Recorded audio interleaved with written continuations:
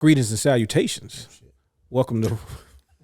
I wasn't ready either. I'm sitting there like Right, weird face. We can try it again. Digging in my nose.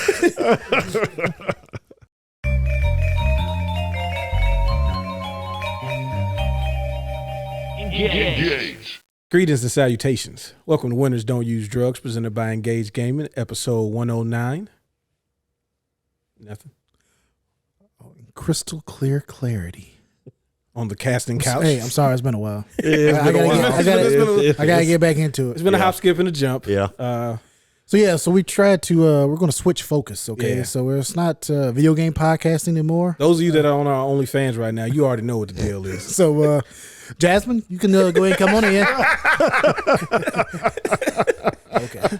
No, we doing this live from Zach's home. He's been gracious enough to host us. So Thank you, Zach. Thank you, Zach. y'all can stop glazing them. But you know what I'm saying? We'll leave snail trails on them. Oh, jeez. Anyway. Why are you always saying stuff like that, man? Anyway. It's been a long time. Yes. I got a lot of stuff pent up. A lot of nerds being weirdos. It's been a while, so we decided that we need to do something, even though we don't have a definite location yet. Yeah. Drywall sucks. Yeah, construction sucks. Construction sucks. Construction sucks, bro. Like, first of all, hats off to any construction workers and those of you that build dwellings for people, because let me tell you something. Whatever y'all making, triple it. Triple it. Triple it. Because it ain't enough. It ain't enough. And drywall specifically. People who work with drywall specifically, sheetrock, whatever you call it, that stuff is awful, okay? I've heard that's the easiest stuff, but I don't know. Shut up, Noah. I'm just saying what I heard. Yeah, you no, couldn't do it? I definitely can't do it. I am the least handy man you will ever meet. Steven out here, he's violating OSHA standards and getting injuries on ladders and whatnot. Oh yeah. See, that's what I get for not following the safety rules. Yeah. I get injured. They're literally there to protect you. That's why they're there. I used to have Yeah, to Put the OSHA Don't put logo. OSHA on there because I don't want to get sued. Put a rainbow and But say the more you know. Yeah, the more you The know. more you know. There you go. There you go. OSHA. So OSHA versus Winners Don't Use Drugs. Guess I think we can take them. You think we can take Yeah. OSHA? Wow. I feel like they're all lawyer based. Yeah, that's a lot of it. Let's get 60% of their I'm sure actually, but their workforce is. I used to have is to deal with lawyers. OSHA at my old job, and Oh, actually it wasn't that bad. We never were scared of OSHA because we did it well. My department did everything right. I'll put it There you go. that way anyway. There you go. Feels like no one's just kind of passing the buck on whatever else happens Ain't- at the ain't- place. ain't no- I outside. can't control everybody else. That's exactly it. You could be a leader. You could set the tone. You could reach out. I'm already doing that. I can't help that everybody else don't want to do what they're supposed to do. You can lead a horse to water. Exactly. Can't make them drink. Thank you for finishing that. You know how many folks don't know the rest of that saying? How? They think that's the whole saying. You can lead. Anyway. You can. I mean, you can. It's like, okay, and then what? It's like, If somebody said that phrase and didn't finish it, I would be like, I'm never listening to anything you say ever again. Finish it. Finish what? The saying. I did. That's the saying. No. What lesson are you teaching by saying just that first half? you can It's lead not the the horse to end. water. I reckon. But, okay. I reckon. I watched Sling Blade the other day. I have never seen that. I've never seen it either. So I remember watching it I watched it because me and my brother was talking about it, and we were like, we used to laugh a lot at that movie, and we probably shouldn't have. And I was like, well, I hadn't seen it in a while, so I don't know if I should be, feeling any different about it. No, there's no actual comedy in that movie. it's like a thriller, right? Or Well, it's not really a thriller. Like a drama, isn't It's a drama, and it's a oh gosh, what do they call them when they're supposed to be like thought provoking? cerebral. Yeah, it's like that, but there's a sense of like dread at certain parts of the movie, and I guess spoilers if you haven't seen Sling Blade, 1993 Sling Blade. I'm waiting for the perfect time. I mean, The guy's in prison, or he's in a mental hospital because he killed his mother and this guy from his town, and it's Billy Bob Thornton, and he's mentally handicapped, and his dad treated him really bad. Like, they had him living in like a dirty shed outside the house because he was mentally disabled. He wasn't gonna never be nothing, is what his dad would tell him. And they were like using the Bible to kind of control him, to let him know that, like, God made him this way so that he could be stuck in the shed. And then when he snapped off and killed the 2 people, they sent him to the home, the mental home, and he actually started reading and doing stuff like that, and he realized he had been lied to. But then he gets released, and he's like, hey, I kind of don't have anywhere to go. And they're like, yeah, but also the state said you can't be here no more. So he kind of wandered around until he kind of finds his way, and he meets some people. He meets the dude from Tokyo Drift. He's like 6 years old. You talking about the main character from Tokyo Drift? Yeah. Okay. So that was like his big, that's how he got his first big role. Yeah, it was that. I thought it was Tokyo Drift. No, it was Sling Blade. Okay. But he ends up finding out the kids he's in the home with his mom, but her abusive boyfriend is around, like, tormenting them, but also being like, I can still go back to my house and do what I want to, but then come to your house and he's a scumbag, right? And in the end, Billy Bob Thornton does the just thing, even if it's the wrong thing, which is kill the boyfriend. Okay. Just to protect it wasn't on some like, I'm gonna kill him and we're gonna be together. He was just like, hey, that guy's evil, and at some point he's gonna cross the line, so I'm gonna kill him beforehand. What happens to Billy Bob Thornton? He sends back to the mental home. I knew about that part. And then but you can he's grown, like he's learning and becoming like more of his own person and not just kind of a ward of the state thing. That's nice. Yeah, but it's also like there are several sinister moments in the movie. There's some funny parts, but I don't think they're supposed to be funny in that way. Like the boyfriend has a band and they're terrible, and they also don't have like any original music, but he keeps acting like they just need that one big break. But then he gets drunk and like curses everybody out, and the whole time you're looking at Billy Bob Thornton like, you gonna do it yet? Is this the time? Well, he doesn't do it then. I don't know why I started talking about Sling Blade. Yeah, I don't know. Kind of got lost. But I was talking about people being weird, gamers being weird. Oh, okay. There you go. Yeah. So Insomniac suffered a severe data breach. I know people are phrasing this as a leak, but you have to be aware of the circumstances and understand that this is a data breach. This is a very nefarious thing. Initially, what happened is a hacker reached out to Insomniac saying, I have a bunch of your information, and if you don't want me to leak it, you have to give me $2 million. He said, you have 7 days to respond. Insomniac, being, real ones, stood 10 toes down and was like, we not paying you shit. And so 7 days after, like he had promised, or I have no idea who they are, so they released 2 terabytes worth of data. Now, here's where it's really nasty. A lot of that data is HR files of people, like their passports and stuff when they, had to submit them to work there. Mm-hmm. So, like, you're talking about people's personal identifications. Yeah, like, that's super nasty. Like that's illegal. That's that's identity theft type of stuff. Wherever you try to switch it around, talking about the files weren't secure enough, all that, whatever, bro. You're stealing people's identity first and foremost, and they just release it out into the web, right? So that stuff is just out there. And then of course gamers, being the weirdos that they are sometimes, was like combing through all of the data, and there was a bunch of stuff with Wolverine. Now, you just like when GTA stuff came out was it last year or earlier this year? I feel like it was last year. I feel like it was last year. It might have been earlier this year. I think it was earlier this year. Yeah, but whatever. Time is a social construct. Yeah. They combing through all of this like pre-alpha Wolverine stuff, and all these people want to give their opinions about the game, what the game looks like, and all of this. Mind you, again, pre-alpha stuff. And one of the biggest complaints that I've seen from people, which doesn't make any sense, and I want to really get you guys' thoughts on this, is they're like, it's another formulaic Insomniac game. And they started listing these games saying these games all play the same. They're all like the same game, just got different skins on them. And they listed Uncharted, Last of Us, Spider-Man, Ratchet and Clank, like Ghost of Tsushima. The action adventure genre. Yeah, and that's what people were like. Look, they're all third person games, and they all do this, and it's like, you telling me that you played Uncharted, which is incredible, an incredible series, right? And you played Spider-Man, and you said that's the first thing I was thinking. It's like, it's the same game, man. Yeah, except without guns. I got webs, and I can swing around through New York City. Yeah, no. And you're not going through all these exotic locales, and you're not shooting guns. You're using like fists. And like learning combos, like, because I don't think Drake learns like moves as you play. No, he's got that like 3-hit combo, and he's got guns.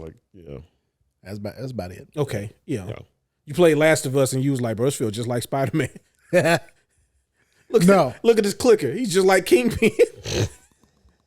Please don't do that. Nobody wants to hear you clicking. So wait, Did Insomniac make Ghost of Tsushima? No, they didn't. Sucker Punch did, but they put it on the list. That's okay. Yeah. Which I'm about to say if this was Sucker Punch, then I would be on their side. Because what you hating against Sucker Punch for? I'm not really hating against them. Sounds like it. I got to tell you though, a little bit. the first time I could never get as one thing that took me completely out of the what was the PS3 game that they made Infamous? with the guy with lecture? Infamous. Looked like a cool superhero game. I'm gonna try this out. Played it. Infamous is fun. Got to one part early on in the game, and it's like I cannot play this game anymore. You know why? Why? Because the animation of him walking across a line was the exact same animation as Sly Cooper. Look, man, we had to save And time. I could not unsee it. We saved development costs. Unsee it. Every time I was like, I can't do Electrical this. Sly Cooper? I can't do this. I'm actually more on board. That Sly Cooper, they literally just used the Sly Cooper animation. Oh. Much to I'm the more point. on board now with Infamous. Insomniac didn't make Infamous. No, Sucker Punch did. Yeah. Also, they had God of War on that list as well. I thought Insomniac did that. Well, Insomniac didn't do God of War. Yeah. Did Well, Sucker I Punch didn't. do God of War? No. Santa Monica. Santa Monica. Yeah. They had Horizon on there as well. Talking about this is just the PlayStation loop right here. It's just any Sony in-house second party game, apparently. But no, Sucker Punch, yeah. If it was Sucker Punch, I'd have been like so much so actually when Ghost of Tsushima was coming out, I was kind of excited about it. I wanted to see what he looked like walking across a cable. And the very last gameplay trailer they released, I saw this line and I was like, he's gonna walk on that. Sure enough, he latched onto it, pulls himself up, but it was a totally new animation. I was in. So basically, Sucker Punch, you just have to put ropes that you can walk over. And Change the animation. Nolan will be happy. I mean, it was literally the same. I don't know why. It just like I can't play this. I can't take it seriously let me after ask you that. this, though. How are you supposed to walk over a rope? Thank you very much. Not like Let's move on. you're trying to sneak Let's move on to the next topic. like a thief raccoon. I think I've proven my point. Anyway, I need you to turn that mic just a little bit though. Oh shoot! yeah. but yeah, it's like I spin it as I talk. yeah. Obviously, they don't know what they're talking about. If they think all those games play exactly alike. Oh yeah. It was like the absurdity of trying to defame, and I know some of this stuff is like anti-Sony people, which is still a weird thing to say that we have a contingency of like, I don't like this first party of the company because I like this other one better. Just weirdest thing I've ever seen. Yeah. The other thing that they were saying is the Wolverine game, from what they saw, which again I've tried not to see any of. I saw a smidge and I was very upset that I seen it. Blocked a lot of journalists. They tried to say it was trying to be Batman Arkham games, and they were like, a Wolverine game should be a hack and slash game, and it's like, man, I don't think people actually like. Not like a casual fan, because I know people try to use that as like a negative thing, and I think being a casual fan of things is actually probably the most fun you can have with things. Yeah, that's the majority of people. Exactly, exactly. But you're talking as if you are this authority on these characters and saying like Wolverine should be a hack and slash. He's like a berserker and all this stuff, and it's like if you read anything other, if you actually like looked at more character lore other than just watching the X-Men cartoon, which I thought was a fantastic cartoon, you would see that Wolverine is closer to Batman than he is like the Punisher. Like, well, actually be closer to Punisher, but like he is a detective. Like he uses his super senses to solve things, like to figure out things, to find missing people. Like that was kind of his whole thing. He was an expert tracker, which is like a detective. And it seems like that's probably what they're going to be doing in the actual game. But to be like anybody who tries to like solve like situations with powers is somehow a trying to be like a knockoff Batman. And also, Batman Arkham Asylum, as great as it is, isn't the only game to ever do stuff like that. No. It's not the first one at all. There's plenty of, I know for a fact there's plenty of PC games alone that did stuff like that. Yeah. Now the combat stuff was, the first time we felt like you felt like Batman. So I'll give them that. Probably since Batman Returns, which none of you guys respect the way you should, but that's okay. You didn't have to add that. Oh, I did have to add it because that was a good game. Well, the Wolverine game that came out on what was it, PS3 and 360? It was like a hack and slash. It was a hack and slash. It was more or less hack and slash. Because it was based on. It was on actually really good. Yeah. Yeah. It laid the foundation for that Deadpool game. Surprised everybody. Yeah, it's like, hey, wait a minute, this game is actually pretty good. So, and allegedly, there's a leaked list of games that Insomniac has lined up, culminating with an X-Men game. Ooh. Which, if people have listened to this podcast, they've heard us talk about the fact that everybody seems to want to do a multiplayer like superhero game, but nobody's really figured it out yet. And maybe Insomniac is waiting till the tech allows us to have 4 players and not have 2. You know, we're gonna have 4 players again. 4 players is gonna be the standard. Hopefully. I feel like it would be hard to have a X-Men game and you have 2 people out there. Like that just seems like it's an X-Man game. Yeah, it's true. I don't know, technically, if it's more than one, it's men. So I'm not playing the technically X-Men.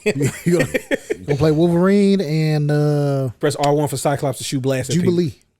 No, you're gonna play with Dazzler. Bro, they would never give us Dazzler or Jubilee. Yeah. They're such cowards. I always want to give you Jean Grey and Iceman. Use Iceman to make ice bridges.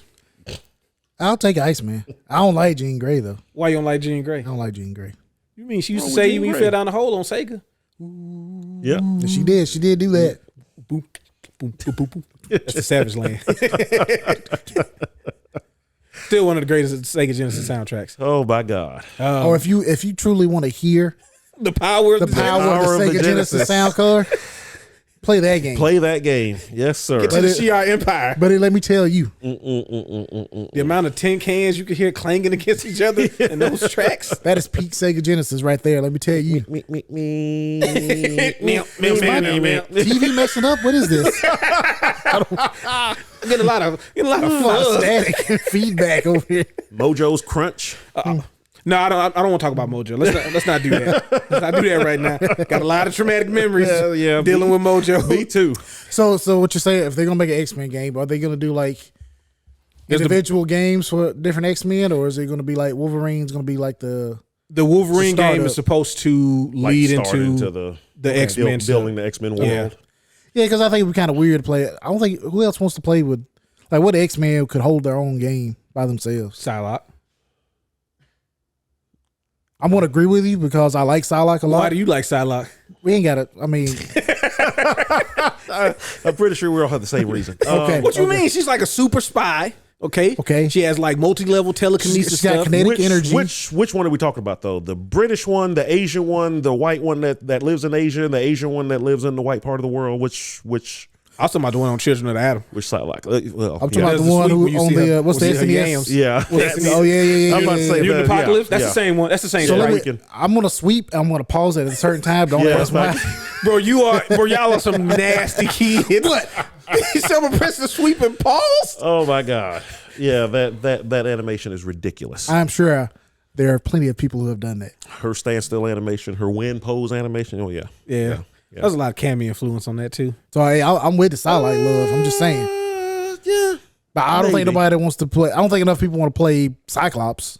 I would love to play Cyclops. I could go first person and like headshot Cyclops. people. Yeah, I wouldn't mind Cyclops. But how would you make that an interesting game? Because other than the shooting, what else can he actually do? What else do you need to do? He's expert hand-to-hand combat. Yeah. He got some levels. He got some levels of hacking, and I think that's why you almost have to have an X-Men game, because each character kind of does like one thing. Wolverine and Nightcrawler to me is like always been kind of the coolest ones. Got like the coolest abilities. Nightcrawler gotta have that sword if they put him in the game. Yeah, because like swordless Nightcrawler, it's like, bro, them 3 fingers ain't really doing that much damage. Yeah, why your fingers like that, man? Why they so long? He's a mutant. Why you got appendages? You don't have fingers. He was close to being a Morlock. Okay. he is a Morlock. If he had been so useful, he'd have been down there in them sewers with everybody else. Yeah, Toad is just as agile as him, but he also can't teleport. So they'd be like, "Nah, you gotta go down to the sewers, my boy. You gotta be down there with the dude that's like he can make smells, I guess." There was people who look like mutants, but they can't do that. What's the girl with the bones? Marrow. Yeah. I want to play some Colossus. I would want to play. Bro, the Colossus game would just be like press square. Yeah. I'm in. Press square to truck over everybody. Yeah, I'm in. You press gotta stop this shit. Press R1 to get hard, and then press square just to beat everything. Pause. Hey, yo, that's crazy. Hey, yo. Pressing R1 to get hard? No, bro, you could have said activate powers, anything. You said get hard specifically. Anyway, I think this couch is doing something to everybody. It's more laid back. You know, yeah. That's what it is. Anyway, I'm about to get hard. So you want that instruction manual to be one sheet of paper. Get hard. R1 get hard. Yeah. Anyway, Jesus. Well, no, I think if Spider-Man 3 comes out after the Wolverine game and there's multiplayer in that, then it's probably gonna be a thing because that'll be the test to see if they can do the X-Men game. Yeah, allegedly the next one is supposed to be Venom, an actual Venom game. Okay. And that'll lead until the Spider-Man 3 game, which is supposed to be all three of them. Okay. So it's probably gonna be a while until we see another Avengers game. Avengers? I mean, hopefully they would just do who has the rights to that? Well, yeah, hopefully nobody specifically has the rights to the Avengers, as far as I know. Yeah, right now. Anybody could. I hadn't played the new Spider-Man yet. I'm wondering if there's any other, because there was a lot of like Avengers Tower was in Spider-Man. Yeah.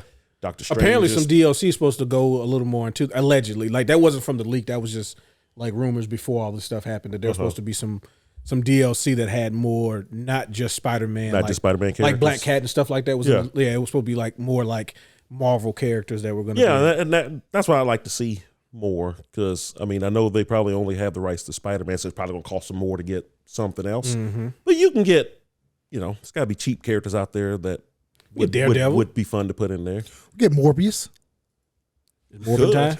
Hey man, is it Morbin time? That's what you're saying? Oh yeah, we get Blade. We get because what's called got Blade. Oh yeah, there's a new Blade game. Yeah, who's Ubisoft? No, it's the Dishonored guys. Bethesda. Yeah, Bethesda. Not Bethesda. God dang it! What's the name of them, Nolan? Arcane. Arcane. Yeah. That's it. Yeah. But this is the good Arcane team. Yeah, it's not Redfall Arcane. It's not the Redfall guys. Yeah, it's not the B team. Okay, it's not the B team exactly. Messed up when the B team releases a game and gets no support from the parent company, so they immediately have to abandon it. But that's a whole different story. Yeah, a different story. Speaking of the B team, this is the. So if you've listened to this podcast, you have had your feel of this game called The Day Before, and us talking about how terrible we knew it was going to be, but also how optimistic we were that possibly having hope that they could pull something out that actually is, even a smidget of what they showed, and it came out into early access. How much was it? $40? It was $40. $40 for early access, which is kind of standard if the game is going to release at a $60 price. That's what Baldur's Gate 3 was, and a lot of the other big games is part of the early access is you get it for cheaper. Look at this. This looks fine. This is great. This is a game. Is it a game? It's technically a game. If you're watching this, you'll see that the person is just walking around essentially. Yeah, I'm looking at my PDA. Looking at the map. And everything about it seems to be like a game until you realize that this is all that there is to do. There are very few zombies in this game. There's one. Right there. Right? Remember when we saw any of the trailers previous to that, where there was one zombie, there was several of them, right? Not really. There's like PUBG. Yeah. There's a lot of and a lot of times I try to stay away from talking and feeding into talk like this, but there's a lot of asset use that's basically like, these are all the generic things that come in like Unreal Engine, and we're just going to pop it in. We're not going to try to change. Like, a lot of companies, they'll use those assets as basis, and then they will put their own flair to them and their own individual visual qualities. This is not the case. They are using everything as bare as possible. And spoiler alert, the company went belly up shortly after this. Yeah, because y'all didn't buy the game. Oh no, they had it's y'all's fault. They had like 200,000 sales of this game. 4 days between release and closure. This came out of sale like 4 million copies. Okay. So I must have caught the first day that it went up, because all of a sudden I noticed on Twitch. Yes. That everybody was playing it. Yes. I was like, it went in early access. Okay. So I watched it for maybe 15, 20 minutes that day because I was pretty occupied. But I looked it up again like the next day just to see what kind of everybody's feel was. And some folks kind of enjoyed it. Most folks didn't. The biggest complaint I saw was that it wasn't an MMO. No, not at all. That was the biggest complaint that I saw. You could join the same server, be standing in the same spot in the game, and not see each other. Yeah. Oh, so it's like No Man's Sky at the beginning. Well, no, because the difference was with No Man's Sky, they told you couldn't see nobody. Although you were supposed to. Yeah, allegedly. Yeah. This one, it was like, oh no, you can sometimes, because like I was watching, I think it's Asmongold, and at first him and his friend were meeting up and they saw each other, but then some random dude shot his friend, so he had to reload into the game, and then when they went back to the same spot, they were not near each other again. Okay. Yeah. And there's no way to change channels or anything to try to facilitate it. But you have to just keep reloading and hoping you get in this time or something. Yeah, well, it get in because they also had way long queue times, right? Because they didn't have that many servers. Because we had a bunch of people trying to play. The thing that Zach has told us on numerous occasions, right? How you come out with a new game and not have enough servers. That always drives me nuts. It's like what's going to happen. Folks are going to slam that thing the second it opens up. But also like you could spin that to be a good thing. It's like, oh man, look at all these people trying to play our game. No, you should try to play it too because everybody else is trying to play it. No, because the folks like me who want to jump in to try the new thing, if I can't get in, I've moved on to the next thing. Okay, that death animation is kind of generic. Everything about it is generic. It was a little weird. A little weird. A little ragdolly. So, yeah, the company went belly up. Steam delisted it, which I don't understand why they really like. Oh, they delisted it, so you can't buy it anymore? No, it's delisted and everything. They said they were going to leave the servers up so people can play it. But they're also accepting all refunds, no questions asked. Yeah. The game they had about 200,000 copies sell within the first 24 hours. That's pretty good. Within the first 48 hours, they had 91,000 returns. Damn. That's not good. No. So. I was like 200,000 copies sold in one day. Yeah, especially for a small company. For a small company with what's that? Not really well known. The biggest game they had prior that was Prop Hunt. Prop Hunt was pretty popular. Yeah, it was one of those games that spawned a bunch of other games making modes in their games, and then it just killed it. Yeah, it kind of sucks when the Fortnite can just make your game into a mode. Yes. Oh. Yeah. Again, they were just using like other resources. Oh, okay, yeah. So they just made a full-fledged. I got you. Well, that sucks. I mean, I feel bad for folks who were excited about that game. But you know what? Yeah, like I feel bad for people who actually like the game. Because I know there's some people who like the game. Yeah, I saw a few folks on Twitch that were like, I don't know why everybody's dogging this game so much. This game is great. And then a giant zombie's head is clipping through the ground. Yeah. Well, it's probably one of those games like when it's working, it's great. Yeah, I know that feeling. It doesn't hardly work. I think the idea of what the thing was supposed to represent, because I remember when they first showed it at the Summer Games, and then we even looked up like the developer to try to figure out like who they were, and all the developer diary was the dude on the beach. Oh yeah, I remember that one. Was that the first time y'all told me about it? Yes. Yeah. Because you were like, what y'all like? What is this? Dude on the beach talking about, yeah, man, we're going to be making some really cool games. You know what I'm saying? Surf's up, though. Making video games is hard. And that was their statement when they announced that they were closing, is that we tried to undertake something that we just didn't have the resources to pull off. And, we appreciate the support. And then they went back to their old name, which I can't remember off the top of my head. But so they're still technically in operation. So but they're basically trying to erase their stuff out of existence. Exactly. Like we just don't exist anymore. Just don't come to try to find us. Yep. Yeah. And they probably end up getting somebody to if they have connections to fund that game, they'll probably end up getting somebody else to fund them for a game, and somebody will recognize. They closed Fantastic, right? Yeah, they went. That's what I said. They went to whatever their previous name was. Apparently, that's like back operational, or people are seeing stuff from them online, and it's like it's greasy.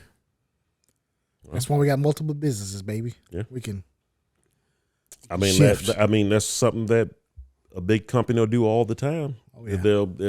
Hey, one of our DBAs look bad. Well, we'll just get rid of that one and change the name. It's like, what? No, that's not that wasn't us. It's like but you're the same guys. That wasn't us. No, different company, different mission statement. Whole different company. I don't know what you're talking about. Just people forget. It's true.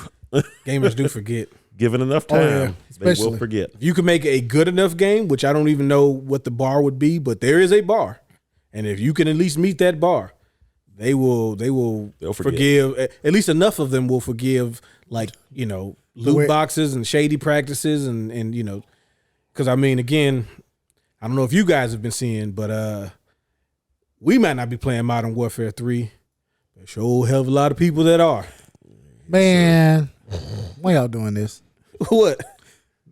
People buying the game, but it was clearly meant to be DLC or expansion. People not taking the stand. It's like the same people buy. It's like the same people buy Madden over and over again.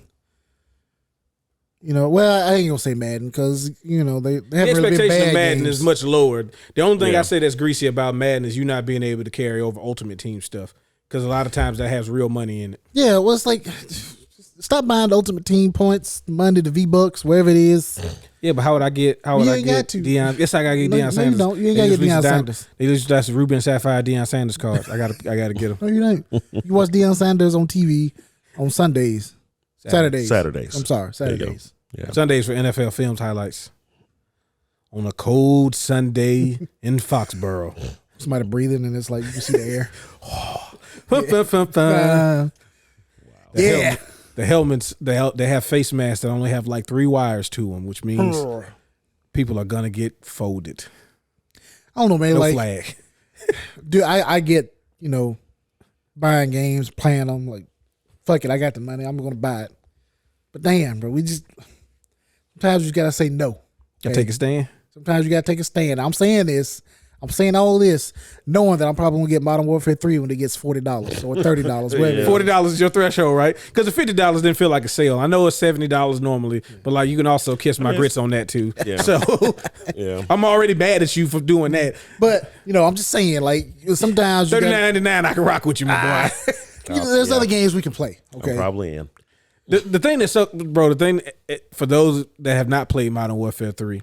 So Modern Warfare 2, they already got real nasty with the unlocks. Okay, you had to start unlocking platforms. You had to use a gun to a certain level to unlock this other gun instead of me just leveling up myself and getting a gun every other level. Bro, I think it was so confusing to me. It was supposed to be. Okay. I'm assuming so. But let me tell you about Modern Warfare 3 because they had a free weekend and I dolphin dived into it. I ain't gonna lie to you. And I was thoroughly upset at the unlock system of Modern Warfare 3. You have to queue up. What you want to unlock. So let's say you get the game, right? And normally you get Modern Warfare or any Call of Duty, right? And they're like, you see the M16 and it's like you need to be level 18 to get the M16. So you say, cool, play to level 18 so I can get this gun. Not no more. You need to tell the game that you want to unlock the M16 and you need to play and do other objectives in order to get it'll say like to get the M16 you gotta do 11 objectives. So does that mean you can basically start working on any gun as soon as you start playing? Sure. Okay. But some of the guns you still got to unlock by leveling up. Okay, well, there you go. Because I want to say maybe they were trying to get rid of the level up system. Well, it's like because it's still there. Well, it's like, oh no, man, this gun's so strong, but you got to get level 25 or whatever to unlock it. So it kind of shits on everybody else until they get to that level. Well, to their credit, I don't think there is guns in the game that are that. Like I haven't come across anything about the game to be like, I'm getting killed. I know there are people who will say this, but I never felt like when I played at least the last 4 or 5 Call of Duties that I was getting killed because somebody had a gun that was just that much better. Yeah. It's usually because the game is bullshit. The game is bullshit. It's nothing to do with my skill or always the enemy skill. The game is just cheating. Yeah. But yeah, like the trophy system, right? Which is something that me and Steven, as people who do the objective in multiplayer games, we need the trophy system. You gotta toggle it on. Yeah. So I was like level 48 because they was doing like triple XP and all that stuff too. And I'm like, oh, okay. I keep going to the trophy system like it's not unlocked for me. It's like, oh, you gotta you got to toggle it on that you want to unlock it. Same with kill streaks. You got to toggle it on. I don't know. I don't know if I like that. I don't. I'm gonna tell you right now, I don't. I mean, I'd have to try it toggle in on person. the Simtex. Toggle. So you can only lock one thing at a time. Yeah. That's the other thing. You can only unlock one thing at a time. You can queue it up though. So when you unlock something else, it'll start working on the next one. So how long does it take to generally unlock something? Depends on what daily objectives the game is giving you. Okay. Yeah. Huh. Yeah, it's random. You might do 500 damage with an assault rifle. You might get, you need 12 one-shot, 1 kills with a sniper rifle. Cool. So I'm never unlocking this. Well, next day it'll reset and you can try it again. You coming back, right? No. Come on, this man. was it for me. But this is also the second highest selling game of the year. Of course it is. Only outsold by one game, man. What game is that? Hogwarts Legacy. Really? Yes. Really? Oh, wow. Top 3 games this year were Modern Warfare 3. Well, Hogwarts Legacy is number 1. Modern Warfare 3 is next. And then Tears of the Kingdom. All 20 million and up. It's not really surprised, I guess. Hogwarts did not get a single nomination in the I was VGAs. reading something, like, I think that to be nominated, like your Metacritic score or whatever had to be at least 90. That doesn't make sense because I feel like some of them games on that list. Yeah, you telling me the game Varna, whatever, Velma, the one about making Indian food was a 90 for Metacritic score? Yeah. It probably was. It probably was, yeah. So I'm sitting pretty at 97. Okay. All the Annapurna games are going to be. All of them. Hey, you want quality. You talking Annapurna games. baby. Hey, is that what we talking? Is quality? Quality what? Playing incest games? Incest games? Remember the game with William Dafoe? Oh, 12 minutes? Yeah. Yeah. That was was that Annapurna game? Yeah, that was an Annapurna game. That was my last Sure was. Annapurna game. As if we draw the line. That's why I drew the line, bud. William I was Dafoe out. incest. I really enjoyed it. But yeah, You when enjoy seeing me get- when it got to that ending part, is kind of weird. when I got to that part, it's like, Yeah. oh, That was kind of a weird. so Bro, I got choked out by Willem Dafoe 104 times just to find bro, out. he was working you over. I did that for y'all. I streamed that game for y'all. yep. And I had to stop because I watched you play it for like an hour, and I was like, no, I think I actually want to play. Yeah. Play Oh, this. yeah. So I actually stopped watching the stream. Yeah, understandable. And then guess what? You found out the same thing I found out and was like, Yeah. 12 minutes, huh? 12. Wish I would have spent 12 minutes playing this game. Yeah. And as soon as I was like, okay, so no more Annapurna games. What you come mean, on. man? Come on. They all got the potential to do that, so I'm out. I don't need. For like a long time, I was like, "Who the heck is this Annapurna?" Because I knew the name from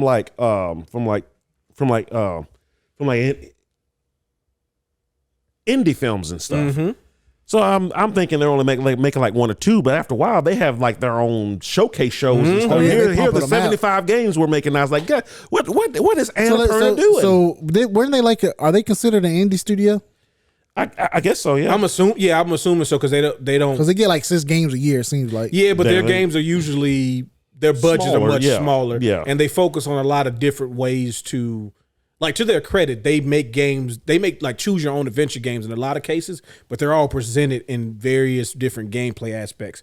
They did a lot of like the games where it's just like a bunch of FMVs, but you're picking the path for them. Right. Yep. Right. And yeah. then they also do Stray. They do a lot of produce, platform games too. I think. Yeah. Yeah, they were a publisher for Stray. Yeah. So like that was they and do a that lot was of their platforms, biggest too. like production because it looks really decent and has like an actual decent amount of gameplay and not like just cutscenes and stuff. So at one point, are they not an indie developer anymore? And they're like, Well, yeah, that's a good question to ask about the Game Awards because a lot of folks were arguing about that. Was it Dave the Diver? Yeah. Was up for best independent game, and So who published that? what's the big Chinese company? Tencent? Tencent. Yeah, I think so. Nasty. Yeah, and they're like, That's nasty word, right? so it's like, so we really calling this indie, and it becomes a thing. Now the name has kind of become conflated to anything that looks visual retro almost. No. And which is very subjective because like what do you constitute as retro because like even Dave the Diver although it has like a cartoonish look well, it's like sprite based. yeah. Sprite based right based. but it's like does that make it a retro looking game because I mean it I see it. that's what I'm wondering is like, is that what we're calling indie games or independent games now? Yeah. Are we going off of how it looks or how it's actually released, made and distributed? Because a big company, I know. Yeah, the 6 EDs on there on purpose.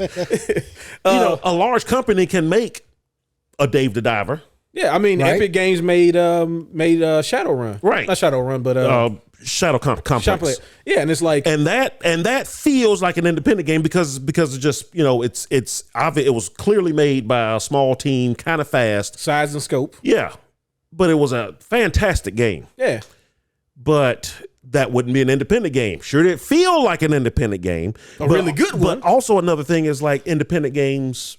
Most recently, like say in the last five to 10 years, they've been concentrating more on game genres that no one does anymore. Yep. I heard somebody joke earlier this year, is like, for Christ's sake, we can stop with the Metroidvanias now. No. And I was kind of like, I kind of know what they mean, because it seems like every independent game that comes out, every other one, if it's not a farm sim, it's one of those. Hey, you get one like every week. I got a question though. When you said you heard somebody say, was it you? I mean, no, it wasn't me. No, it definitely wasn't me. I love them, but also I do understand what you mean by it, because I'm like, all right. I mean, it was half a joke, but he did have a point. It's like they are pumping it's like out. they're all. It's like they're kind of all doing the same thing, so like differently, but for the most part, at the end of the day, it's the same thing. Like what's that game? It just came out on Game Pass. It's another Metroidvania. Is really good. I don't have Game Pass, so I don't know. With the girl with the spear, I have no idea. I can't remember the name of it, but it's last like thing I saw was Far Cry 6. So, but I want to play it. Did Zach already beat that? What's the last one you did, Zach? That was on Game Pass. Last Metroidvania. Oh, okay. He's looking. But yeah, I think that's what it's kind of turned into, going strictly off of the whole Game Awards kind of Dave the Diver was made by thing. Mint Rocket. Yeah, but it was released by made and published by Mint Rocket. But when you click on Mint Rocket, it takes you to Nexon. That's what it was. Nexon. Yeah, okay. Yeah. That makes a lot more sense, because Nexon, rightfully so, as a person who gave Nexon, Korean company, I think. Yeah, it's Korean. Yeah, Korean. I gave Nexon some money back in the day, and that's a you gave them plenty of money. Hey, buddy. First of all, that's all right though. I did too. Okay, not as much as you. But you don't have to say that. Okay, I still went to work every day. Hey man, you ain't gotta say. You said a mean thing first. So I spend my money however I want to. I'm working. Buy all the chimichangas for me. So yeah, so I've heard some folks bring up the whole, well, there should be a difference between an independent game and an indie. It's like one is based off of who's behind it, one's based off of how it looks. I think it should be like, how much does it take to make? I think budgets. Yeah, because a lot of larger companies are making smaller games now. Yeah, right. But the budgets are still way more than an actual independent studio would have access to. Right. So what's the average? I have no idea, but what could be the average cost of an indie game? So, and that's and that's still kind of a because the numbers aren't always readily available. Yeah, because I could be paying my people more, you could be paying them less, so we could be. Yeah, I touched your foot. You have to say. I don't know. It just all depends. I guess it gets kind of murky. Yeah. Well, I think we should have more. First of all, there's a couple things I think about that. One, if we really want to go down this route, we need to start having more defined categories if we want to do this. It can't just be AAA or indie, right? We need to start having a little better way of differentiating the different levels of production that goes into the game. The other thing is, maybe we just don't need to know. We should just shut the fuck up and just figure out games that we like and play and stop. Because the thing with the indie stuff that started getting really greasy was after like that golden age of like 360 and all that stuff, right? Is people started using this as a rallying cry. It's like, go support this because this is an indie game, and don't support the AAA stuff. And it's like, hey, like, if the game is good, the game should be celebrated and enjoyed by those who like it. We can't be using this as a way to slander games or also to give these games really like extra points. I think it was Ghost Songs.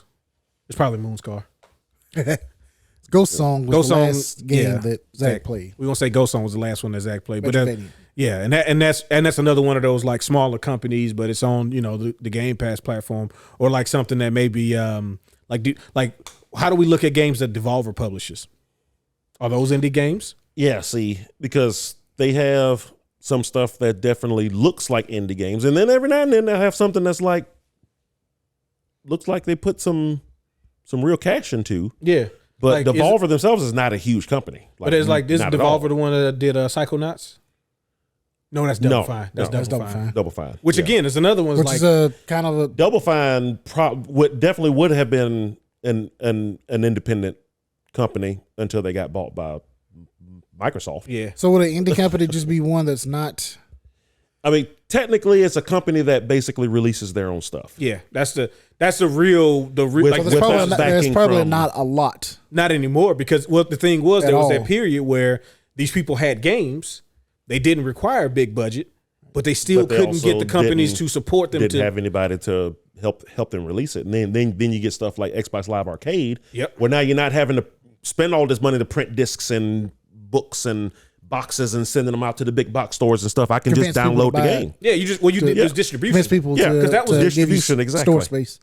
Just like the gaming industry followed the movie industry and the music industry, which was indie artists back in the day suffered from not having distribution deals. So you had to build up a following, and then you would do a distribution deal with like Sony or Universal or Atlantic and stuff like that. The gaming industry during the Xbox Live, and really it was Xbox Live and Steam really started to hit their strides. Yeah. Right. It's like, how do I get this to people? Because before I had to get somebody to make the disc. Like that's what the publishing deal really was. It was like, we can get this into people's hands. You can make the game. Now it's like, well, there were avenues that we don't need you anymore. We can make Bastion and Trine and all these other games, and we can just get it out to people. $15, you can get it. And all of a sudden, those games started having good enough sales to where the AAA guys is like, hey, what's this Xbox Live Steam charts? What's going on here? Like, a lot of people seem to be playing those, spending money. Casio Crashers, money. Alien Hominid. Yeah. They just released a new game. I got it on my wish list. I'm not. Oh yeah, was it a new game or was it a re-release of the? The first thing I thought was a re-release as well. No, it's a sequel to Alien Hominid. Okay. Yeah. Oh yeah, I heard about that. Yeah. And now it's all flooded, so like everything is covered up and nothing lasts. Yeah, because there's too many of them. But I do think like I'm okay with not really knowing, because like like Steam and like the Xbox store and PlayStation store, they tag stuff as indie, and it's like, do we really need to? I don't really care as long as the game is cool. As long as it's something I want to play. And that's what I'm saying. Like there's like all these like beat 'em up stuff come out now, and it's like games that are like Golden Axe but not Golden Axe, and they're like, yeah, this is the indie. And I think it's cool to see like the indie showcase. Like that's a cool thing. Yeah. But then when it starts to feel like people are trying to get that title to get that publicity and not really being independent, being like, secretly funded by this big company, or like you said, like you click on the thing and it says Nexon is really the company. It's like, why do you even have this DBA of this other company other than to make people think it's not a big company? Because they see Nexon and they're like, But if we put this other company, I've never heard of that company before. Yeah. It's an indie game. Gotta support the indies, man. Gotta support them. All right. Yeah. What else has been going on? Well, I mean, the Game Awards happened. Yeah, yes, but it did. I mean, so before we jump into the next, before we jump to the Game Awards, because that's probably going to lead into a few different. This was definitely something that happened a couple of days. Into a few different avenues, but a couple of days before the Game Awards. A couple of days before the Game Awards. Because they don't need the Game Awards. They don't need the Game Awards. Okay? It's bigger and than also the Game because Awards. you dickheads leaked the trailer beforehand. Yeah. So of course we're talking about Grand Theft Auto 6. Like, damn, this game was good. First of all, I didn't need this to be locked in already. You know what I'm saying? No, I was already in. But since you're gonna show it, but yeah, Airboat. So Amigos, bad bitches. And so, first of all, for anybody who saw the original leak footage and thought that's what the game was actually going to look like, That's why video game companies don't show games before they're finished. Exactly. That's why they don't talk about development, because stuff changes. What they see is not what's going to be released. So exactly. So I mean, I guarantee you that twerk did not look like that. Go back a couple seconds. About 10 seconds. About 10 seconds. Back 10 seconds. But a little bit more. A little bit more. There we go. A little bit more. So it's because of the gator. Anyway, yeah. Jiggle physics, man. You know, they got twerking and stuff. That's why it's taking so long for the game to come out. Yeah, they got to perfect the jiggle engine. You got to get that right. Yeah. Yeah, this is the most Florida game that has ever been created. What have you seen the comparisons to actual comparisons to actual? Of course. You know, some of those folks are trying to sue them. Yeah, like that guy. The Joker guy. Yeah, but that's stupid. I know like 6 dudes that look like that dude. Bro, I'm telling you. And Macintosh right now. Exactly. I call him up right now. I go to the Dartmouth right now and see him out there. What up, my boy? Mm-hmm. Hey. So, okay. So are we only playing as the girl, or are we playing as both of them? I'm pretty sure you're going to be switching back and forth. I'm pretty sure you're switching to the both of them. Nothing has come out. This is only the first I've heard some folks say, well, how can you play as 2 main characters? You played as 3 in the last one. What are you talking about? You can do 3. You can easily do 2. First of all, what they're really mad at is that one of them's a girl. Well, that because people are weirdos. But also, Nolan, you do realize how many people bought Grand Theft Auto multiple times and have never did the story mission outside of the part they make you do. Oh, yeah. They just want to play online? Like, I know that's insane because it's insane to me, but that's been going, like, the moment the online was decent. Yeah. Like, it happened in 4. Like, as long as the online was decent, people was just like, oh, I don't need to do that. I just want to ride around and shoot people with my friend. Man, my friends want to ride around and shoot people. You know, we're doing drive-bys listening to Drew Hill. Which, listen, to some degree, I completely understand. I get it. Do want to do a drive-by, listen to Cisco talk about, tell me what you want. Pop, pop, pop, pop. But yes, Grand Theft Auto 6, man. Like, there was nothing I needed to see about this to be like, oh, man, they finally got it right. Like, no, bro, it's just the models. Right. Oh, bro, look, the models look even better. And there wasn't, by the time we got to the PS5 version of Grand Theft Auto 5, right? Mm-hmm.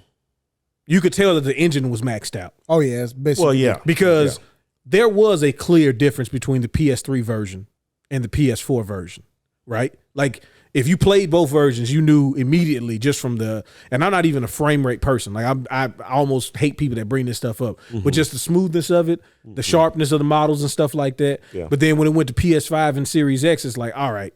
Even matter of fact, when the PC, this is how I knew it was maxed out. When the PC versions came out, and there wasn't really much people could do to enhance what was already there. Yeah, I played it on there again too, and it's like, it's maxed out. Yeah, it's most it can do. Obviously, they needed to.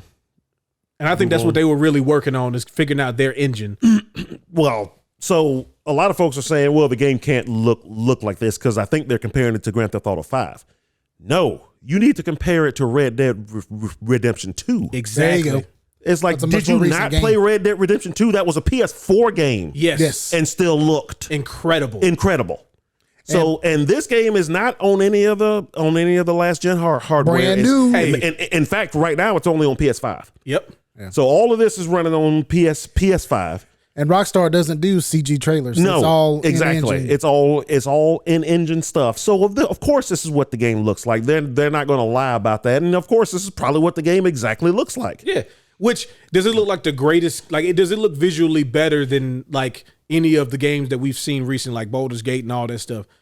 Not necessarily. Yeah. But if you look at it, you can really see, okay, it's not, it's a little not rough around the edges, but it's not the highest. It's not the highest detail. But the amount of detail they put in. The amount of detail that they put in, exactly. The amount of things that are going on at once in the game. Look when they're on the beach and they're in the club.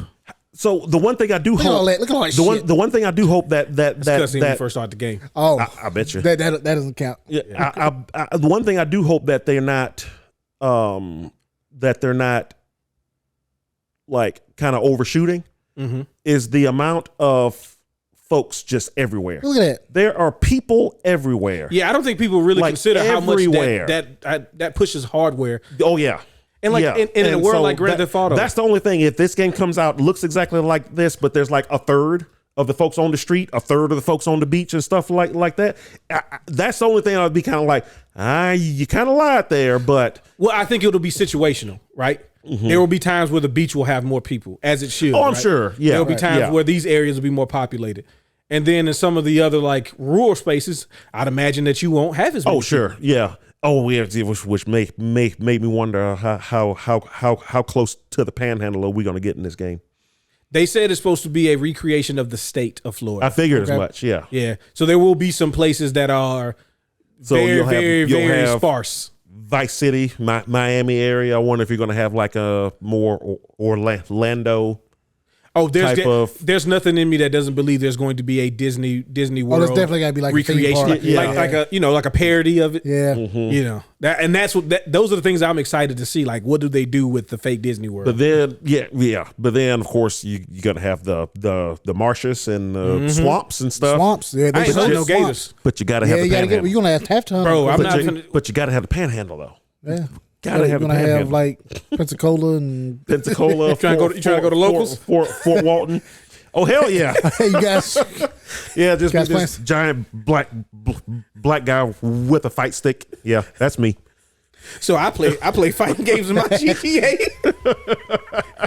So you play like Street Fighter and stuff? Yeah, but it's a Rockstar version of it. But I play them in GTA6. Yeah. I'm actually playing them. Yeah. We're waiting for the next patch to catch up to the real game. So trailer's amazing. Game looks amazing. Oh yeah, can't wait for it. What the heck? But again, I didn't need to see any of this. I was already in. Now here's the bad. Here's the bad because there's a little bad with it. When's it coming out? Hey man. So no, didn't they? 2025. Yeah, they say at the end of 2025. Right? Yeah, 2025. Yeah. So that's the only part that I really just was like I could have done without seeing. Would you say the end of 2025? It can't be the end of 2025. It probably won't be the end of 25. It's gonna be like March 2025. Yeah. We hope. See, maybe because the only reason I'm thinking it could be in the first quarter of 25 is because Rockstar generally isn't in the habit of showing a game this early. Yeah. Right. I mean, what? Every game they've shown is 2 years before release. Really? Yeah, the first official trailer. Yeah. Okay. Because they'll do the what is it? I guess sometimes I don't see it until. So Zach was saying possibly. every Rockstar game is shown its first trailer 2 years before it releases, like and not meaning like 15 months, but like 24 months. So that's some bullshit. But I mean, right now. But it gives the time. This one builds the hey, look at this hype. By the time it comes out, now they're gonna this one is the girl. We'll probably see more of her story. Right. Then we'll see more of his story. Then we'll see more of the world itself. And then maybe closer to time, sometime next year, we'll see what the online is going to look like. Because obviously, I don't think the online is launching when it launches. Probably not. I mean, what do you do with Grand Theft Auto Online now though? Well, that was going to be my thing. Is like I feel bad for the people who like. So that community is its own. Like in a lot of ways, it's its own thing. Yeah, separate from Rockstar's GTA Online. There, it's its own like that. It's like the role play stuff. World. The RP stuff is its own world. I think that those worlds will be fine initially, right?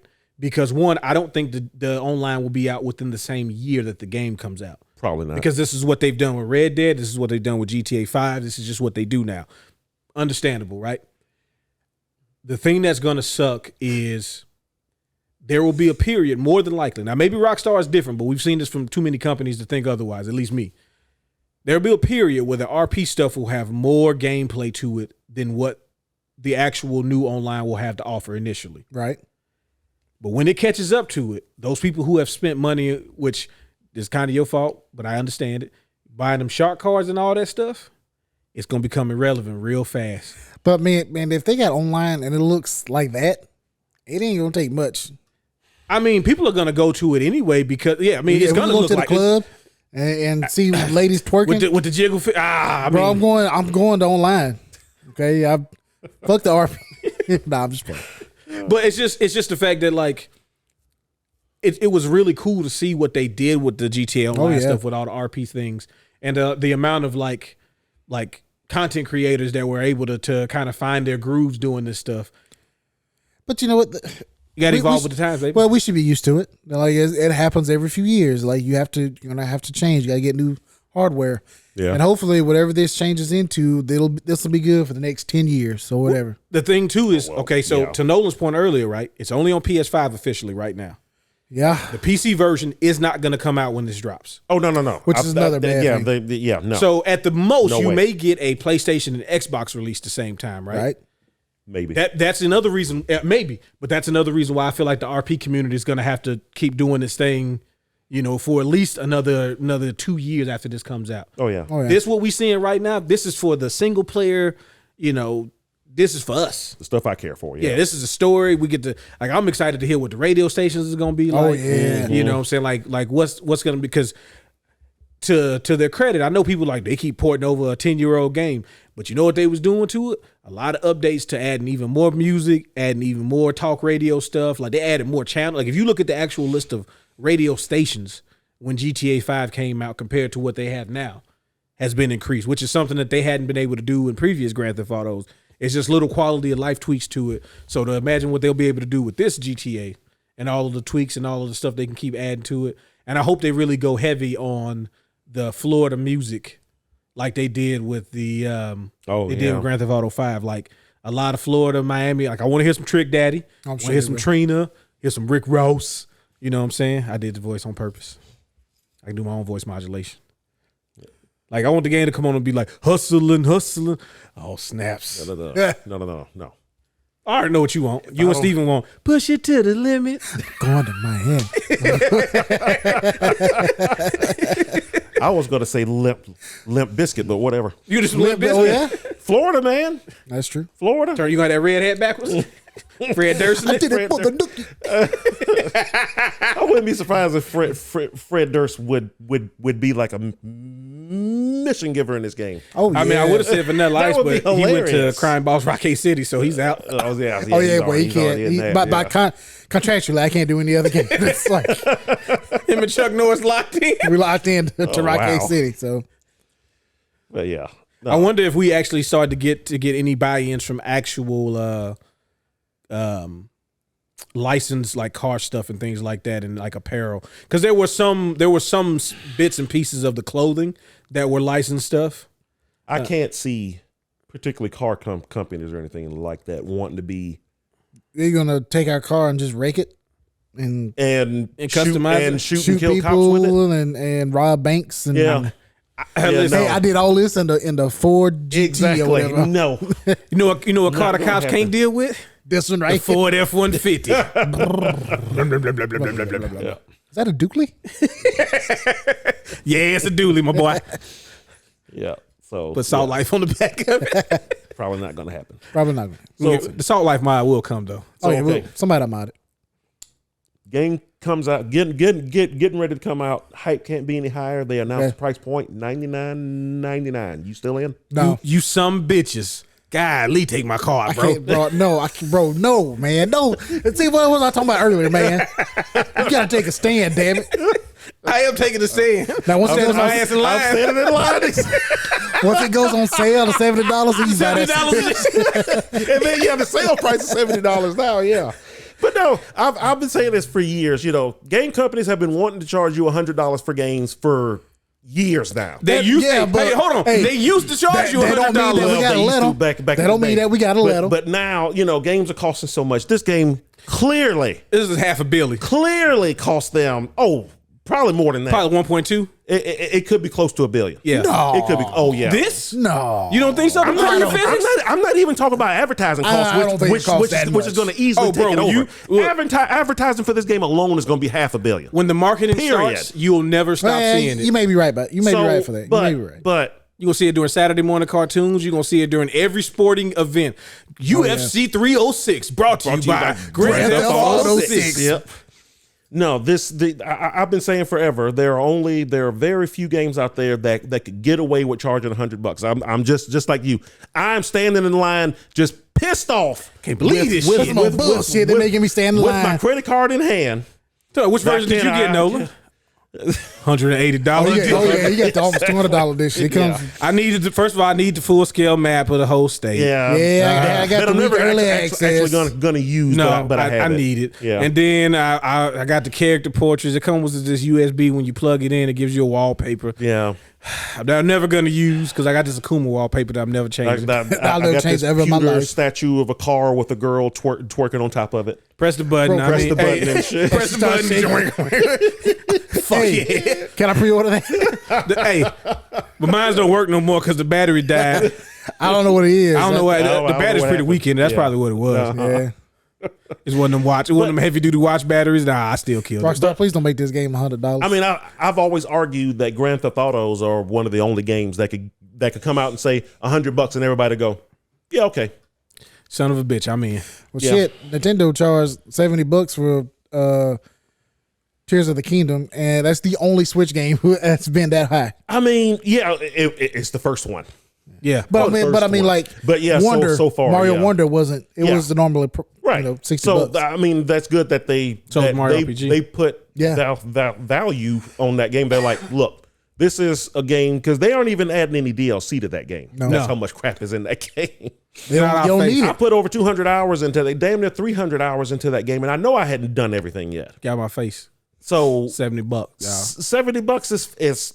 That's reasonable. I paid $60 for it, so whatever. On the day it came out, check Walmart on release days. They have a habit of selling games $10 cheaper on release day for some reason. They used to do that. Hey, can you get them to find the game for you? Because I can't get them to give me the right game, and they acting like I'm gonna steal it out of his hand. So he holding it close to his chest like I'm a thief or something, and he grabbed the wrong game. I'm like, hey, that's not. I want that one. Yeah, you got Star Ocean right there. Which one? He grabbed. What did he grab? It wasn't Mario Wonder because I almost would have been like, go ahead and take it to the register. All right, yeah, I guess fate decided that I get. Yeah. But it was like, I think it was like Mario Tennis or something. That's one you want it. That's one everybody gets. I said Star Ocean. Like, give me Star Ocean. He just wasn't even listening. Yeah, he's like, there's no way you playing this RPG shit. I don't even know what this is, bro. And I know about games. I'm in the electronics section at Walmart. That's why I got hired. That's how I got hired. I know about games. Yeah. Star Ocean R. Star Ocean return because you're going to return it. And we ain't going to take it back because you opened it. Star Ocean receipt because you need a receipt to return it. But you can't. Get your refund. Because you opened it. Star Ocean R is Star Ocean's awesome. It is. So don't take what I say. Yeah, here this last one is like really good. No, it is, man. It's a fantastic time. I haven't opened mine yet. Oh, you actually haven't, but you hadn't opened it yet. Yeah. Why you not opening? You trying to keep it, like a super? Well, there's no sense to open it until I start playing it. So yeah. It took every fiber in my being not to open it. What you mean? Even though it's nothing inside of it, but just it ain't making it to the house with the plastic on it. Ain't even no book inside. I've almost bought Baldur's Gate 3 times in the last 2 weeks. Bro, you should buy it, man. Golly. I don't have time. Larry don't need your money, man. I would be happy that I bought it, but then I'd be mad next March. Wait for the collector's edition. Next May when I still hadn't played it yet. I spent that money for nothing. Buy the physical edition. I'm thinking about it. That make you feel better. You get tangible. Because you heard what they're doing, right? They're always going to keep the collector's box thing in print just to mess up everybody who's trying to buy them all up and then resell them on eBay. They came out and say, "Yeah, don't do anything. We're always going to have these things in stock, always. Nice. Even if we don't wait a week and we'll get some. We're going to have more. Yeah. So the console version is $70. Okay. Yeah. Okay. How much was the PC version? Wasn't it 70? 60. Was it 60? Is it 60 on PC? PC is 60, console is 70, including digital. I'm gonna try to get it again. Yep. I might get the collector's edition. You gonna get the Act 3? Hey man, don't worry about what I'm doing. I'll get there eventually. I got to fine tune this fight at the tower. Okay. I feel you. Now people make me feel bad about the way I play Baldur's Gate and the way they play Baldur's Gate. I'm running around having fights and they over there talking about, you tickle them to death. You can tickle people to death? Man, you can make people laugh themselves to death. You can well, yeah, they got that, what's the thing? Tasha's Hideous Laughter? Mm-hmm. Well, bro, you can make, the whole, just the first area Goblin Camp, there's 96 ways to get in there and do stuff and do all of this. And I'm like, bro, I feel so unimaginative. Like somebody had performance and they went and played a song in the little, you can do a song in the middle of the area where they all partying and stuff, and they'll just basically like make you like you could be like super liked among them. They'll just like do whatever you say. Nice. It's like, oh, okay. I think there's a way you can like get them all drunk. You get them drunk. You can transform yourselves into the goblins. Like if you have the illusion spell that lets you change your form. Mm-hmm. You can do that. You just use a scroll too. You don't even have to know it. Or you could just talk to them and I've heard persuade them, or that you can do. People to set up like all kind of booby traps and made them kill themselves. Yeah, and you still get the XP, but you never actually initiate. Apparently, there's like alcohol all over the place. Yep. So if you set a barrel off, and you can get like a train reaction that like goes through the entire map. Yep. of the goblin camp. Different zones and all. Yeah, like it's strewn about to make it to where you can easily chain them together. And you can kill everybody. And it won't even count as you actually did anything to initiate combat. It was just like, oh, it's just the damage from this action. That's not actually like, it's not drawing any aggro. It's just you doing it. You should buy the game, man. Yeah, we'll buy it. I will. Even if you don't play it. I will. I got games I never play. I'm probably going to buy the Cyberpunk one this weekend. It's probably going to happen. What, Phantom Liberty? Yeah, which means I'll have to do my 5th playthrough, my 4th 100%. Damn, I guess I gotta play it again. But then I won't be convinced that I 100% at Phantom Liberty, so I'll have to do a 6th playthrough and a 2nd playthrough of that just to make sure I 100% everything in there too. So kind of twisting your arm here, no one to. Then I'll get Baldur's Gate. There you go. So. Well, look, we were talking about Grand Theft Auto that's not coming out anytime soon, but somebody else announced some games that we might get sooner than that, hopefully. Okay. And that was Sega. So, yeah. During the Game Awards, by the way, they did this announcement, which this commercial, this trailer this was is an extended version, isn't it? Yeah. No, this is the full trailer. Like, it was the full trailer. Yeah, I didn't understand what was going on this whole time. No, I was when I heard the ring sound, I was like, "Oh, this isn't the Sega thing." No, this is the Sega thing. This isn't Virtual Fighter.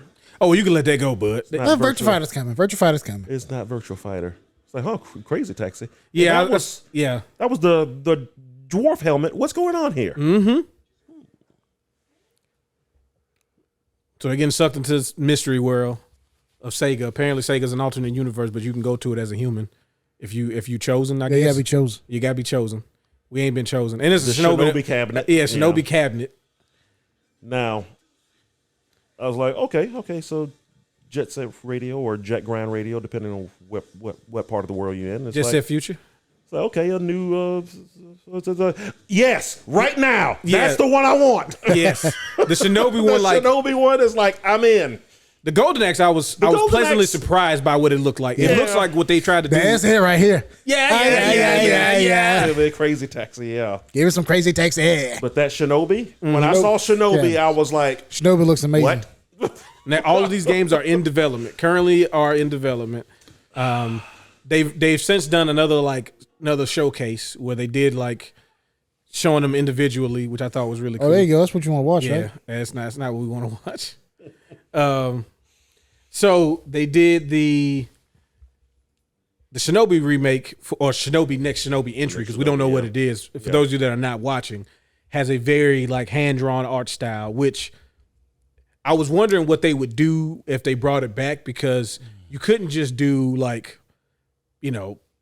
everybody's been doing, like you said before, about the indie look of having things be sprite-based, right? Mm-hmm. Whether it looks 8-bit, 16-bit, 32-bit, they all were looking like, those games.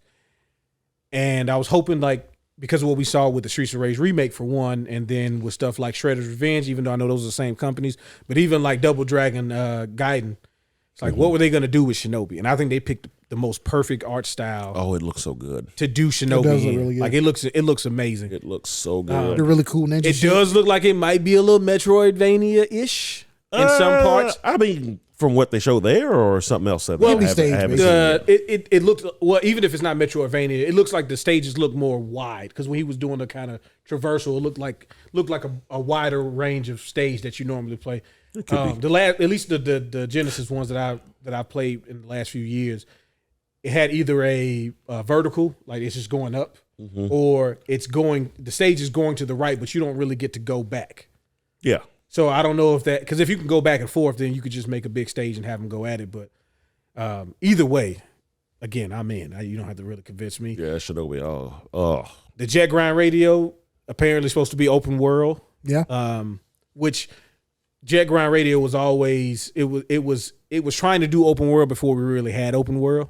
So they just did it in like areas you went to, but it was still the same concept. Now saying it's going to be in the big thing just means that maybe less load times. Didn't another game come out that was very similar? Bomb Rush. Something Bomb Rush. Cyberfunk Bomb. Bomb Rush Cyberfunk or something like that? Something like that. Yeah. I remember seeing that game and it's like Bomb Rush Funk. Yeah, something. Probably. Whatever it is. Yeah. I remember everybody knew what it was supposed to be. It's like this is just Jet Grind Radio. Yeah. But we can't legally. Bro, let me tell you something. I kind of was too. Zach said he's hoping for Dreamcast 2. Yeah. I buried that feeling deep down inside. For a split second. They were coming back. Me too. When they're showing these games, I'm like, please tell me this is Dreamcast 2. Well, I thought it might have been before they started showing the games because the people had controllers that they didn't let you see. Yeah. And all you saw was generic black controllers. And I'm like, bro, if that's a new Sega controller. But the moment they started showing the games, I'm like, no, these are for existing stuff. There's no way. Because as cool as those games looked, if they said they were on PS4 and Xbox One, I'd be like, okay, I can see that. The Crazy Taxi is supposed to be multiplayer. Yeah. Which looks yes, sir. Like if you're playing, and it looked like somebody was playing the cop. So apparently what I've heard, there's rumors that it's going to be like a free to play thing. That's what I heard too. Yeah, which I understand. But also like somebody's playing a cop and you're chasing the taxis around to try to stop them or whatever. So, got you. So that could be cool as long as it's got that bomb ass soundtrack from the original. I don't care. It's gotta. It's got to have it. Cut the check. I don't care if Offspring is charging $500. Yeah, it's like whatever Offspring is charging, you got to get the song. Pay them the money. Okay, that's got to be the first song you hear when you jump into the game. It has to be. Day after day, our whole lives away. The powers that be just breathe on your neck. You get no respect. You get no relief. All I want, yeah. It's got to be. It's got to be. It's got to be in there. Yeah. Now, I've heard some negative responses to the Streets of Rage thing. So I think the reason the Streets of Rage to me kind of came off bad is because we just got you just got the best Streets of Rage game ever made. Four.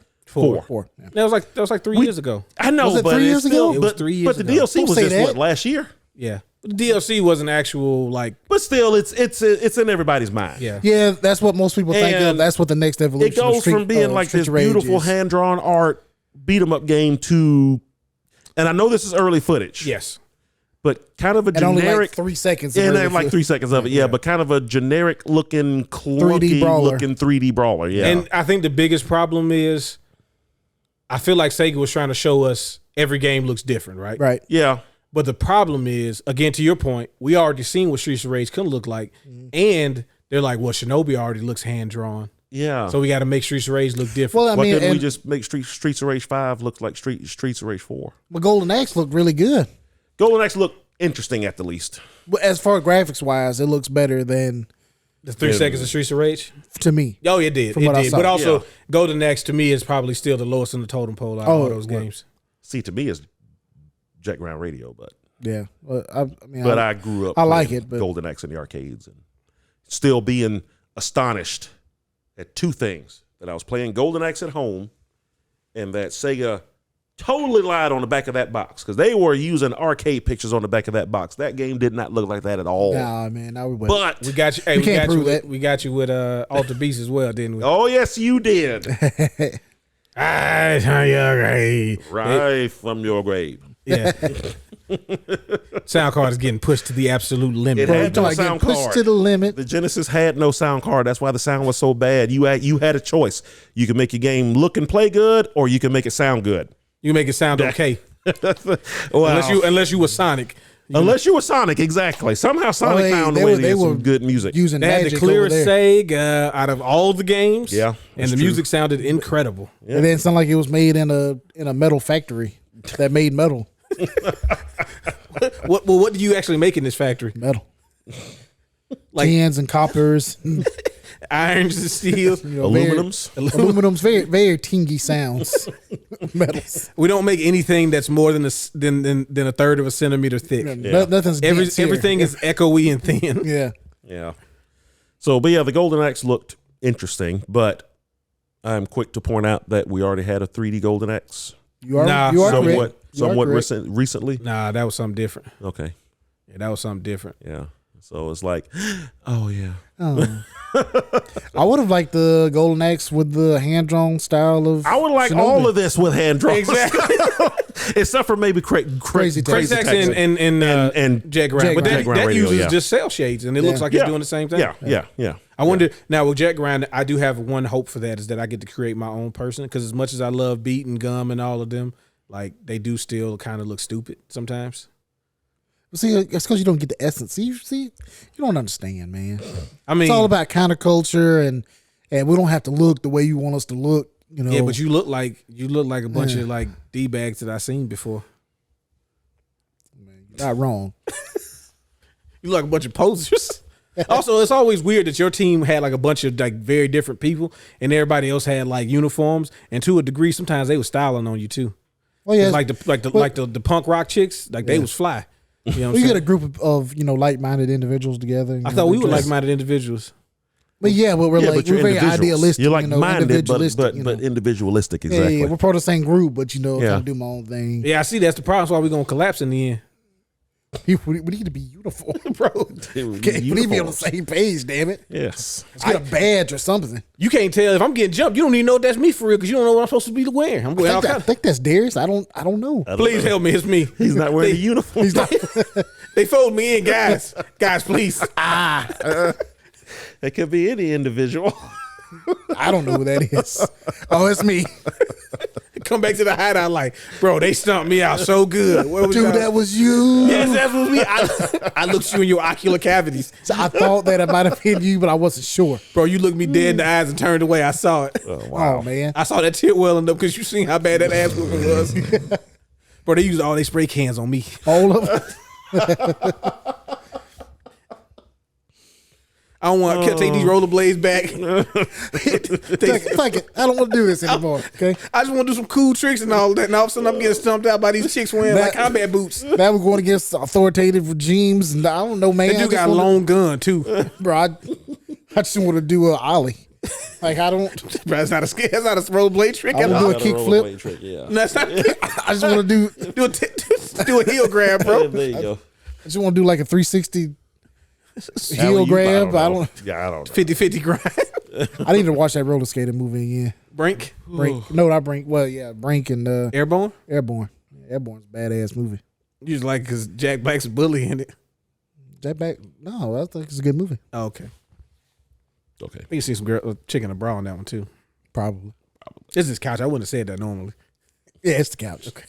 Brings out the deviance. Yeah. What y'all be doing on this couch? I'm for real. It's like an aura of nastiness going on. What else? What else? Oh, breaking news. Breaking. Apparently, the day before, Steam keys are being sold for hundreds of dollars. What? Because you can still play it, but you can't buy it. But you can't buy it anymore. That's one thing. So it's like having a PS4 with PT with PT on it. Yep. Which I did until we opened up the store. I had to reformat it then. Oh no! Yeah. Why would you do that? Was it worth it? I mean, if I wasn't going, I basically rationalized I was never actually going to sell it. So what was the point? It's not worth anything, and they were never going to do anything with it. And as fun as the demo was, like it was only there was a certain level of fun to it because it was like this is the beginning of something, and when it becomes that this is the end of it, there's nothing else after it. Like, yeah. Plus, you could. Yeah, but that's true. Yeah. You can still download it now. So but different ways. Speaking of PT, something that happened at the Game Awards in addition to the Sega announcements and stuff. There's a lot of announcements. Yeah, Hideo Kojima announced a unnamed project in addition to clearly working on Death Stranding 2. Yeah. He's working on a horror experience, which not the first time he's brought this up. It's potentially working on a horror experience, but this one in particular is being worked on with Jordan Peele. I know you like that. Why would you say that? I know you like Jordan Peele. Why do I like Jordan Peele? Because he's a good actor, director, and not at all because you guys are the same color. Or he's an excellent cinemateur. Yeah, he's Twilight Zone. Yeah, Key and Peele. Yeah. He's probably done some other things that you didn't watch. No. Why you didn't watch it? Oh man, you gotta get in all that. You didn't watch Us? I don't like scary stuff. Oh, you don't like scary stuff? Yeah. Okay. Us wasn't that scary. No, it was weird. Actually, Us was funny. And they generally that it's not that I don't want black people in the movies. I just when they are centered. Yeah, I feel like the movies aren't focus. Yeah, they feel like it's not for you unless it's funny though, right? It's like if it's funny or if it's like like a gang movie or something like that. A gang movie. Which to him is any film with more than two black. Oh yeah, once you got more than two black people, it becomes a black movie. It becomes a black movie. Yeah, it would have its own section at Walmart 10 years ago. Yeah. Listen, what he's saying is literally the email that got leaked from Sony and all of them. They were like, who could star in this movie? And somebody said Denzel Washington. It's like, well, but if it's Denzel Washington, then it's like a black movie, and that's generally not the direction we want to go in. Well, no. Yeah, because then Equalizer's not a black movie, huh? Equalizer and Book of Eli. According to who? Is that a black movie? If it's starring Denzel, it's a black movie. No. Apparently. I mean, because according to the sales and who buys the tickets for those movies. I mean that's understandable. That makes sense. You just said it wasn't a black movie. No, I'm saying like it would make sense that more black people go to see a Denzel movie than Does it? Yeah. Listen, a Denzel movie is not a Tyler Perry movie, okay? Yeah, that's a black movie. That's a black movie. That's a black movie. That's a black movie. Which I would almost guarantee you more white folks go to see his stuff than anything of course. now. Yeah, no, country white folks love Tyler Perry. Yeah, because they pray on there. Yeah, everything is solved through the power of prayer. That's true. And eating soul food and whatnot. I mean, that don't solve things in real life. That made me feel better though. Depends on what you eat. I feel better in a moment. Later on, I probably. And then I'm gonna go to sleep, so then I'm not thinking about the stuff that's troubling me. I just wake up because I had a heart attack. Yeah. The amount of lard surrounding all the lard around your heart. Yeah, it's sort of encased. My heart is fried. I mean, it was good in that cornbread, but man, and y'all ever had like that sweet cornbread? That shit's good. Mm-hmm. So this podcast is now talking about. Top 5 cornbread. Let's go. Hot water on the stove cornbread. Okay, you got the spicy cornbread. Got spicy cornbread. I don't think Zach likes that because he don't like when people be adding like colors and stuff today with the spices and stuff like that. He won't eat the spicy corn. Yeah, it's got the stuff in it. It's got the red and green stuff. Yeah. In it.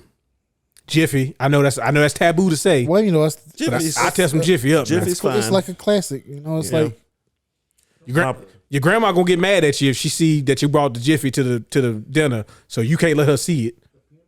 No, just like the Jiffy mix. Jiffy mix. Yeah, it's like sweetened cornmeal stuff. So it's almost a muffin. Y'all eating cupcakes. That ain't cornbread.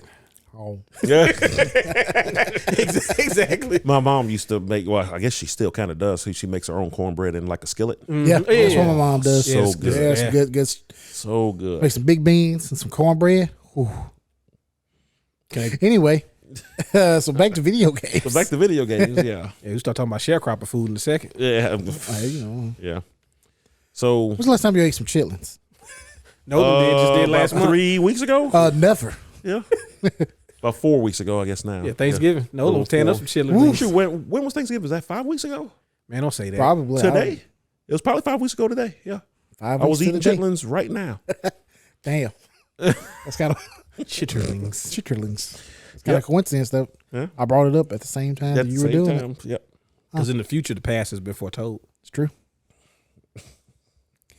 So anyway, anybody watch the Game Awards? Yeah, I check it now. I checked them out. I mean, first impressions. I mean, what were your overall impressions of the show? No Homeworld, man. I didn't like it. No Homeworld, exactly. Man. I need Zach back on the mic. I'm not going to be doing this. I'm gonna know. We're not going to be doing this. I'm gonna know this Team Homeworld stuff. Well, no, because they had the whatchamacallit show before. There was an indie showcase before that I totally forgot about. I had told everybody, leave me alone. It's Game Awards day. I'm not doing nothing but playing games and then watching the Game Awards. But I ended up working up until the minute the pre-show started. So, well, at least you. So I missed the indie game show before that, and I hadn't even had a chance to go back and look at it again since. I didn't know they had an indie game show. Yeah, bro, they had so many. They had so much stuff going on pre-game Game Award. Like, to Zach's credit, all the eSports stuff was pre-show. Yeah, well, I watched the pre-show. They were like, I definitely watched pre-show. They were like, let's go ahead and get this out the way. Esports such and such, and content creator or whatever. Yeah, it's like get this out the coach of the year. Any of them, bro? I had no idea what they were talking about. I felt no idea. I felt that so out of touch. It was the first time anything gaming related in like the past, like at least the past 4 or 5 years, where I was like, am I this washed? Yeah. This so far out of touch. Yeah, I think it's also to the fact of there's so much in gaming that you could be a part of. That you can be like, there are sections of gaming that you might not ever interact with. Yeah. Yeah. Oh, yeah. I felt like that. And that made me feel, that's what I told myself. So I felt better because I'm not washed. Oh, man. Far from it. Yeah. You still got a few years left. Mm-hmm. Please. But, yeah, overall, like, what did you think about the overall show? I was right. It wasn't as many, or maybe there was, but it didn't seem like there was as many premieres or any big announcements. The number of premieres, I think, was more. They actually turned out to be more this year, even though he kind of warned everybody that they wouldn't be. Well, I guess there was nothing really big. But the thing, I think it was. But how do you follow up this year? It's true. And that's how I think that to me, because the last 2 or 3 years have been building up for everything that came out this year. Yeah. So now we got to do this again. And so now it's like, it's like next year, we'll probably have some pretty good stuff in it. But what is coming out next year? Tekken 8, I guess. I'll tell you, there's Suicide a lot Squad of stuff. kills Justice League. Suicide Squad, which I want to talk about that after. But the first part of the first quarter got RPGs and stuff. We have the Uden Chronicles, Persona 3 remake. What's the game that people from Persona made? Yeah. It's like, oh gosh, I know what you're talking about. I have no idea. It's like Majestic or like it's a one word. No, it's not. I was supposed to say Memoranda. The new Like a Dragon. All right. Yeah. Tekken 8's coming out in January? Yeah, Tekken 8's coming out in January, man. Yep. Yeah. End of January. Grand Blue Fantasy Relink is finally coming out, huh? Oh, it sure is. Yeah, it is. It is coming. Well, it's coming. February 1st. The Jujutsu Kaisen game will get a game finally. Oh yeah, the Prince of Persia game comes out first part of January. That actually looks interesting. It does look really interesting. Is that an indie game? Graven or Prince of Persia? Prince of Persia. No. It's Ubisoft, man. Oh, I'm saying, but it looks like indie game, sort of. No, does it?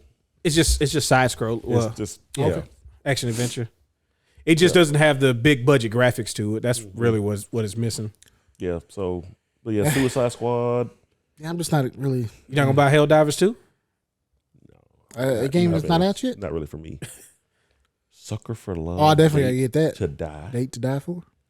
Gunvolt Chronicles. Actually, I do want to play Mario vs. Donkey Kong. Skull and Bones, I forgot, finally actually has a release date. It does have a release date. 16th. Zach got in the beta for that, didn't you, Zach? When does the beta start? It was the 15th through the 18th. Did you like it? Cool. So he didn't play it, but he got in. Yeah, I played the earlier beta. And then I was told I was accepted into the last one before this one, but they never sent me a code. Damn. Yeah, that sucks. Kennard said the same thing. He found out he got into the beta for the last one, but not this one. Yeah, and it's probably because he didn't play it last time. Final Fantasy VII Rebirth. That's probably the biggest one. Oh well, yeah, that's the biggest one. I Dark forgot Forces Remastered. That's coming out on Leap Day. Wait! What? Dark Forces Remastered? Yes, sir. How have I never heard of this? Yeah, you're not you big love Star all Wars those side Star Wars games. What? Look at the trailer, man. We pull it up. Click on that some bitch. How have I never heard of this? I don't know, but you're about to hear it now. Yeah. Peggy 16. They didn't say Peggy 16. That was me. It sounded so alike. Yeah, man. How have I not heard about this? I mean, I know it just feels like the Turok remaster. Yeah, it's probably. I mean, I know it's probably going to be just the same game and everything, but I feel like this is something that I would have heard of, and somehow this has gone completely around my head. Yeah, you're supposed to be on top of all the Star Wars material. You all more into the force than Steven is, and that's I've never heard of this. Oh, it's possible. So if they give this is a Doom one. Yeah. Yeah. Oh yeah. This is the first game. The big innovation of this game in the health packs, the first person shooter type of thing is that you could look up. See, I prefer the old. Yeah, I kind of do too. What, stuck centered. I like the old cutscenes. Yeah. Mon Mothma, Kyle Katarn. Hello. Hello. That's cool though. So it looks like it's basically just the same game. If they could if they could put like more modern controls on it, particularly for keyboard and mouse. I'm sure that's probably one of the bigger upgrades. Because that's the thing. I'll go back and try to play like Doom and Doom 2 and Castle Wolf, Return to Castle Wolfenstein and not Return to Castle Wolfenstein, Wolfenstein 3D and stuff like that. And I just can't do the sliding the mouse thing anymore. Which this game was definitely that too at the time. So if they could just they need to put it on WASD. I'm sure that's definitely going to be. I hope so available, because if so, that would be a perfect excuse to play through that game again. That's all Nolan needs. Nothing I can do, man. It's just they updated the controls. I gotta play it. I didn't even know that existed. That's crazy. Unicorn Overlord's gonna be Homeworld 3. March 8th, baby. Cannot wait. Dragon's Dogma 2. Unicorn Overlord is the same day. Wait, Unicorn Overlord is the Tactics RPG, right? Yeah. The Ogre Battle game. Ogre Battle game. Oh shoot! I've already got it pre-ordered too. Yeah, I gotta get that. I swear to God, that game's gonna show up on my door, and I'm gonna be like, "What the hell is this?" Because I'm gonna completely forget I ordered it the day the collector's edition went on sale. How much is the collector's? $100? I think it was only like 80 and 90, something like that. I'm poor, so I can't. What the Rise of Ronin was shown at the Game Awards, right? That was like the first reveal for it. Yeah. Yeah. So that looks interesting. I wish it the best. I don't know what else I'll be playing at the time, but I feel like I'm gonna be playing other stuff, and I'm not gonna be on top of it. So yeah, this was the other Koei Tecmo game I was thinking of. I guess it hadn't come out yet. Mm-hmm. Yeah, so I knew they were working on something else. Got to keep them themes, man. Keep them samurai themes. I've been hearing recently some folks are thinking that the next DOA game is going to be announced soon. I'm like, man, I don't know. I don't know if that's a good idea right now. I mean, I would love it. I'd love 6. I still think 6 is the best one, like easily the best one. Yeah. But I would love to see a new one, but I don't know. After the debacle of its release. Wasn't that with the free-to-play one? No, it was 5. Yeah. 5 was free-to-play. Yeah. Kind of surprised they never did the free-to-play thing for 6. It was weird. Everybody was doing free-to-play versions of their games at that time, all the 3D fighters. Mm-hmm. And then, like, the next version, they was like, nah, not no more. It worked for 5, though. They got so many folks to play the game, and then like a relatively good number of it turned into sales, too. Yeah. Well, like, they did it, Tekken did it, and somebody else did it. And then all their next entries was like, no, we're never doing that again. It was a nice experiment. I guess. But it actually does look really fun. Yeah, I just hope it doesn't. The finished game isn't as. I don't know. Some of the animations look a little. It's definitely a Koei Tecmo game. Yeah. And hopefully it's just kind of early. Man, it comes out in 3 months, my boy. But yeah, it's probably. It's the game. We don't win gold, baby. Yeah. That's it. Wait a minute, this game. So it got announced at the Game Awards, and it's coming out in March. Well, the first trailer, Well, they had announced that they had been working on something. Okay. Yeah, they have been working on it for a while. Yeah, because I definitely seen it before. Because I knew they were working on something else. They were working on the Chinese game, and I was like, I swear to God, they were doing one that was like Samurai or something. Mm-hmm. That's there you go. Yeah. So, but then when this. So, do we have a date for the Star Wars game yet? No, Star Wars was it not Rebels? It's not Rogue. I was gonna say the same. Sure. Yeah, what's the name of the Star Wars game? Star Wars Rogue Trader. Rogue Galaxy. Trader? Rogue Galaxy. Is that what it is? No, it's not Rogue Galaxy. No. Rogue Galaxy is an Wars. RPG from the PlayStation 2 era. That's what I thought. Big yeah. Red One. Big Red. Star Wars Big Star Red. Wars Big Red One. Star Wars Outlaws. Outlaws. Yeah, That's it's the it. same Yeah, thing. Yeah. Star Wars Rogues. It sounds like the same as Big Red Yeah. One. I mean, that's Hey. probably my most looking forward to game, but of everything I know about anyway. Not even Homeworld? Well, Nolan. Now, Steve was on the Homeworld train, and now you off of it. Homeworld's right below it. Yeah. Damn it, Nolan. Well, of everything that we know, a release date for Homeworld's definitely in there. Okay. But I mean, going back to the Game Awards, I guess. Mm-hmm.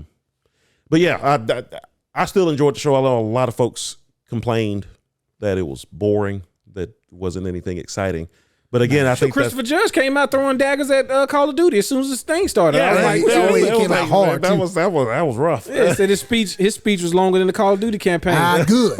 And everybody was like, "Oh, They need to be brought back on that. yeah." They need to. And then they said that that the team felt like it was a unnecessary jab and all of that. It's like, no, bro. Truth hurts, don't it? Like, dude, it was a joke. First of all, it was a joke. And he wasn't wrong. Hey, and like most good jokes, there's a nugget of truth There's a to little it. truth to it, exactly. And speaking of them, again, I know we didn't talk about them already, but I forgot to mention earlier that whatever the main guy, CEO, he is stepping down at the end of this month. Bobby Kotick. Yeah, he's stepping down at the end of this month. yeah. He was on the stand till the end of the year. You know why? Well, That was part of the deal. but yeah. he worked that deal out, so he made sure he got the fruits of that Modern Warfare 3 sale. yeah. You know what this is. I hate to think that's why Modern Warfare turned out the way it is, but I feel like that was a him thing. Yeah. Could be. No. This thing is going to come out full price, full release. I want this money. Yep. It hits a goal, I get a check. Yep. Money me, please. That thought did cross my mind, but I definitely wouldn't be surprised. thank God he's gone. So he was like, they can get somebody in there to write the ship, and it's like, man, You need a few people to write that shit.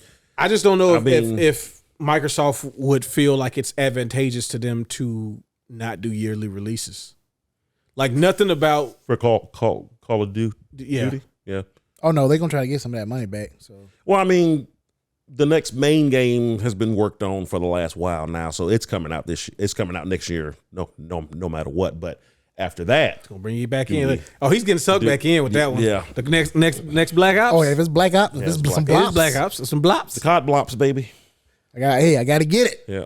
Chasing that high, baby. You never get it again. Hey man, Injected into Cold my War was veins. great. It was. I wish everybody else was playing it, but I mean, it had tremendous sales. Like, I was talking about like in our group. it's Call of Duty. They're not gonna play. They was it playing anymore. like Escape from Tarkov, some shit. I don't know. Sitting over there ratting it up. Bro, fucking just being a rat. Rat, it's been a rat. Oh, bastard. Tarkov Arena's coming now. It's official. What the hell is Tarkov Arena? It's Tarkov, but in the arena. Just fighting. It's in the name, yeah. Okay. Oh, I'm sorry. This is Zach. That's Zach's game right there. Yeah, he's Tarkov. Apparently You bought it though. You have it. Yeah, I bought it. Son of a bitch, I bought it. The game scares me, man. It's too realistic. It's always somebody waiting for you around the corner. Or something. You like by yourself for 20 minutes, and then just all of a sudden you dead, or somebody pops out around the corner. Like, hey, Supposed to do the thing, tell them that you friendly. Supposed to put the hands up, be like, I ain't finna do nothing. I'm definitely gonna get shot in the end. No, that's what they do. They put their hands up. Hey man, I ain't no nothing. Just out here scabbing. You know what I'm saying? Trying to get it in. Just looting and whatnot. Do they do that? Do they do that, Zach? Okay. I watch people do it, man. Okay. They say, "Hey, man, I'm just out here scabbing." No. I'm just saying. I tried. That's because they'll have you in rust. I tried to do that. Okay, and then some dude said they come in pieces, and then I just got pieced up. Okay, so He didn't lie to you. yeah, it's true. Well, speaking back to the Game Awards, man, like I do understand the complaint about not giving the award winners enough time. Like it was kind and of it happened egregious. multiple times. Well, no, it was like 30 seconds, man. Yeah, they didn't get enough time at all. Yeah, they definitely had a time limit. What got me? I wasn't so upset that they were trying to hurry everybody along. What did make me a little upset is that the playoff song starts playing, and usually it starts off at a lower volume and then works its way up to be like, hey, this thing came full blast immediately.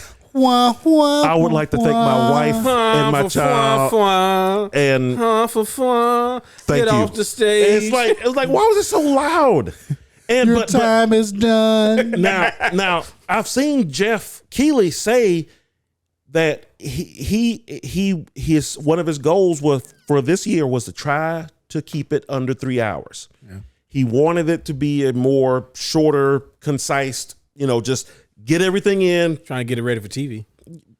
Possibly. I mean, that's what I think. I think that's what it really is. Like, honestly, I don't think so. I think he's doing so much more now. I mean, it could be because he did talk about the old Spike Awards, the TVAs, right? Mm-hmm. Right. That sounds right. VGH. Yeah. VGH. Yeah. So he did talk about being on Spike. They spent most of the money, but now he gets to spend all that money, but he also gets to keep it all. So I guess besides viewer retention, why not go 3:30 or what? Especially after last year, he had so many complaints about how long the show is. Yeah, okay. and but who's complaining? So he's, viewers, or he's cut down on musical acts and other things. He's trying to get the award show itself just as compact and concise as it can be. I'm with Zach. Listen, me too. To me, this is like celebrating a year of gaming. But I'm the weirdo that would sit there for six hours. I would watch the whole thing. It's not like you're on a light work. It's not like you're on a set. I would be up to 1 o'clock in the morning fighting to keep my eyes open. I'd wake up and damn, I missed it. No, I would sit there and watch every minute of it, however long it was going to be. Wrestling is coming on at 9 o'clock. We got to get this done. Well, we got to get it finished before La Femme Nikita. That's true. The deep cut. Yeah. Dun, dun, dun, dun, dun. Hey, now you saying that now, but wait till the VGAs wait till the Game Awards get cut off halfway through for the Westminster Dog Show. You real sick. Yep, that's true. And now we have a Labradoodle. Well, hold on. Let me check out the Labradoodle. There's a pretty fine looking. That pooch is looking nice. That's a good doggy. Look at it hit them jumps. But one of the biggest complaints about last year's show was how long it was and everything. So I wonder who was complaining. Just viewers complaining. It was a complaint from. I think the complaint about the length was also a complaint about it felt like it had less structure. Now, for all of us, we kind of like the idea of letting people kind of do their thing. Yes, but there are people, for whatever reason, this is the reason why award shows that are on TV have a certain runtime, right? Which is the reason why they have the get off the stage music, right? I completely understand that. Yeah, I understand. But this is for us. We thought it was supposed to be because it's streaming that it doesn't have those constraints. But this is a thing that is sponsored, and the other. So the thing with gaming, and it's on a Thursday night. He said that too, and it's on a Thursday night. Right. Yeah, some folks have to get up and go to work the next morning. Yeah, and I think it's also gaming is mainstream, but it's still not mainstream, right? It's widely more accepted, but it's still a mainstream entertainment form. Yes, but not a mainstream like the medium culture of it. It's still kind of juvenile. It's still kind of folks like us are into it, but Joe Blow down the street. It doesn't have the same prestige as like the Academy fuck Awards. Joe Blow, yeah. But so in order for him to present it as something to those mainstream people, because you want to talk about the honesty of it, is like everything needs money. Yeah. Right. So in order to get the best production, the best everything out of it, you need the most money that you can bring in. And those people, for good or for worse, for bad, they like things to look like other things. Yeah. I mean, look, I get it, and I won't be too long because people will get bored, even if it is just bomb announcement after announcement. But also at the same time, you ain't got to rush the winners off stage multiple times. See, I think that's the thing to where, again, he cut down on non-game award stuff. We only had two acts, musical acts this time. like Where in years past there would have been 3 or 4 at least. Yeah, we can cut all those out. Like I get it, I really do. Like, and yeah, we still cut them out. But I think when he looked at it, the only thing that could be controlled was that. Right. Yeah.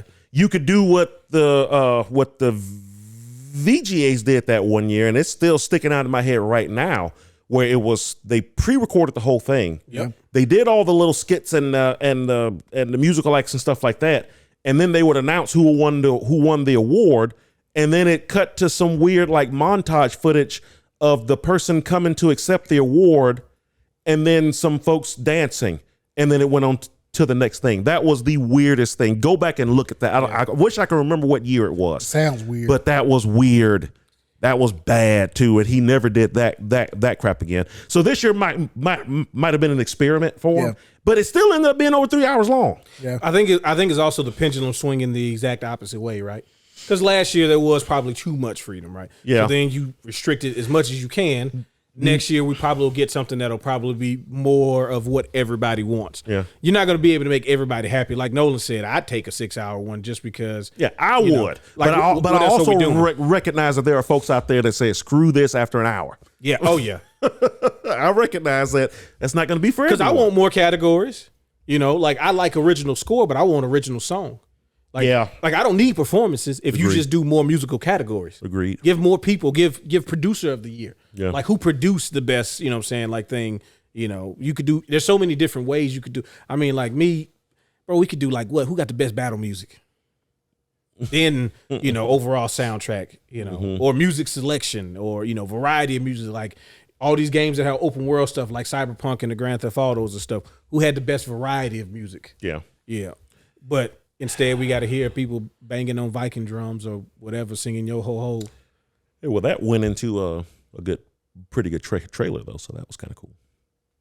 You can just show the trailer.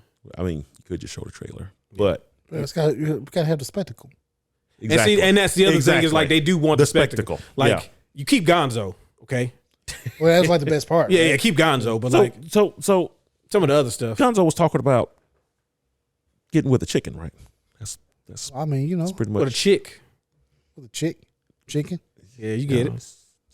You know, he's a thing. So I'm not judging Gonzo. I mean, was that is that a thing we knew about Gonzo before this? He banged chickens. Yeah, I think he was.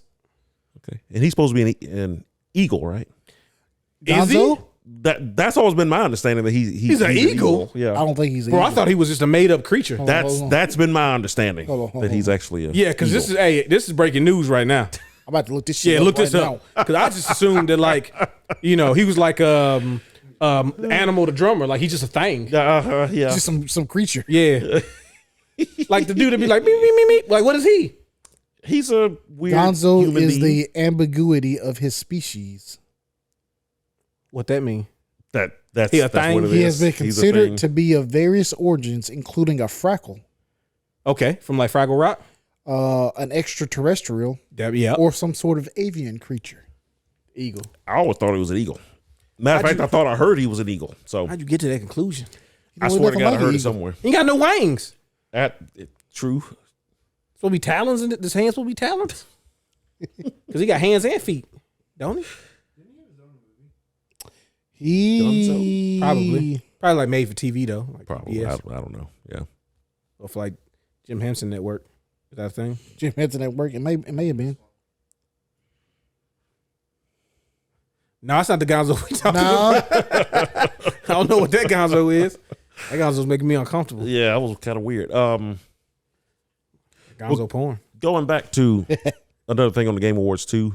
One thing I think the other reason he wanted to have tighter control over speeches and stuff was because of the stage bombing. Not bombing, but you know, the kid that got on stage. Bill Clinton So kid. you saw the guards down there. Oh yeah. And they were like, you know, when somebody stood up to get that award, they were like, "We letting you in and nobody else." Yep. Yeah. So I'm A couple positive. times I saw like 4 people get up, and the people looked at him was like, "Hey, 2 of y'all, Two. That's it. That's it. So we can't go." No, you can't go. All right, it was 2, and that was it. Whoever's in the aisle seats, they get to go. So I wonder too if he wanted to shorten those to minimize. Well, he definitely didn't want that because somebody was going. Well, there was always a chance somebody was going to try to one up the last guy, and no copycat. Yeah, always. So I wonder if that had like something in there too. Just I'm minimizing the time that something else could go wrong. But yeah, I think that was. I'm pretty sure he's heard all the feedback, and something's going to change there. He'll probably loosen up on that. But he's like, some folks complain. I've heard some folks complain that it's not an award show; it's a trailer show. It's a trailer show with awards thrown in there. And it's like, I think it's going to be kind of hard to get. You're going to try to get as many people as watching as possible. It's going to be hard to get. And you want the big trailers and stuff. Yeah, I don't think maybe not so many. Maybe there's a lot, but that's why I watch. That's true. That's why I watch. The other main reason I watch. Yeah, I mean, I do want to see like Game of the Year and stuff like that. But. Yeah. The trailer stuff. It's the hook of it. Obviously it's an award show, but like, I mean, that's why I saw Skyrim. That's why I saw Skyrim the first time. Yeah, it's. That's why I stood up at my table, almost jumped on top of my table, like, yes, Elder Scrolls 5, finally. Oh, I was excited when that guy, because the music hit and the guys in the robes come out on the stage. And the guys in the robes come out, because it wasn't that thing yet. Yeah. This was just the announcement of it. This was before the trailer. I would have known what it was had they were singing that. It's like, that's the Elder Scrolls song. That's the Elder Scrolls song. No, but yeah, the guys come out and Todd Howard comes out and he announces Elder Scrolls 5. I'm like, yeah, there's nothing like that, man. It's a good feeling. Can't get rid of that. Yeah. So. Yeah, and I think people were trying to, because people always trying to look for an angle, and they're like, okay, they're letting these celebrities have all this talking time because they were announcing things, right? And then the award winners is like, an afterthought. No, I definitely agree with that. There was more than a few times all when that. All right. Let me tell you something now. Popped. Oh yeah, I popped. We got a game. We got a game coming out. We got a game coming out that deals with interstellar travel. Okay, and I might know a little something about that. Check this out. Gonna be really cool. Hope you guys buy it. I know you will. So was he one of the characters in that trailer, or they didn't show him? Was he the guy? He said, his character wasn't shown. I don't think they showed his character yet. He said he's in the game, but they didn't. And he's working closely with the team, and yeah. But overall, I'm always going to be for the Game Awards. Yeah. Oh yeah. Game Awards is it's like a staple now. Basically, Mm-hmm. It's kind of like it's a good way to end out the year. Is to look back on the year that was and get excited about what's coming like up. A year like this year was. But it's hard to follow. It's like 2024, and another thing too. How many trailers did they show that were coming out in 25? It's like 24 doesn't even exist. Yeah. Well, we got to build back up again. I know. And I think that's just a side effect of some of these games just taking a long time to make, especially the bigger games. Yep. It's like, hey, we had all the big games. You had it at the end of 23. You had it at the end of 22 into 23. So now it's going to take another couple years for the big games to start coming out again. Yeah, plenty of games to play in the meantime. Yeah. You should. Yeah. Catch up. I mean, the backlog from 23 is going to be enough to take me through 24. Because I still gotta play Jedi Survivor. Yeah, bro. By Jedi the time I get ready Survivor. to play that, it's gonna be on Game Pass. I'm kind of thinking the same thing. I might just wait. Because I was like, man, I should probably go back and finish Far Cry 6. I was kind of decently far. And now it's on Game Pass. Yeah. Yep, I downloaded it. Second I saw it was there. Oh, cool! I can finally play it. I was a lot further into it than I realized, so I'm like 70% done. Okay. I don't know what's going on no more. I gotta start over. I ain't starting over. So yeah. This year was always going to be hard to follow up this either, was like either a legendary way. year. Yeah, It really was. But I like mean, Street Fighter won fighting game of the year. it There did you go. Yeah. not what you call it Accessibility.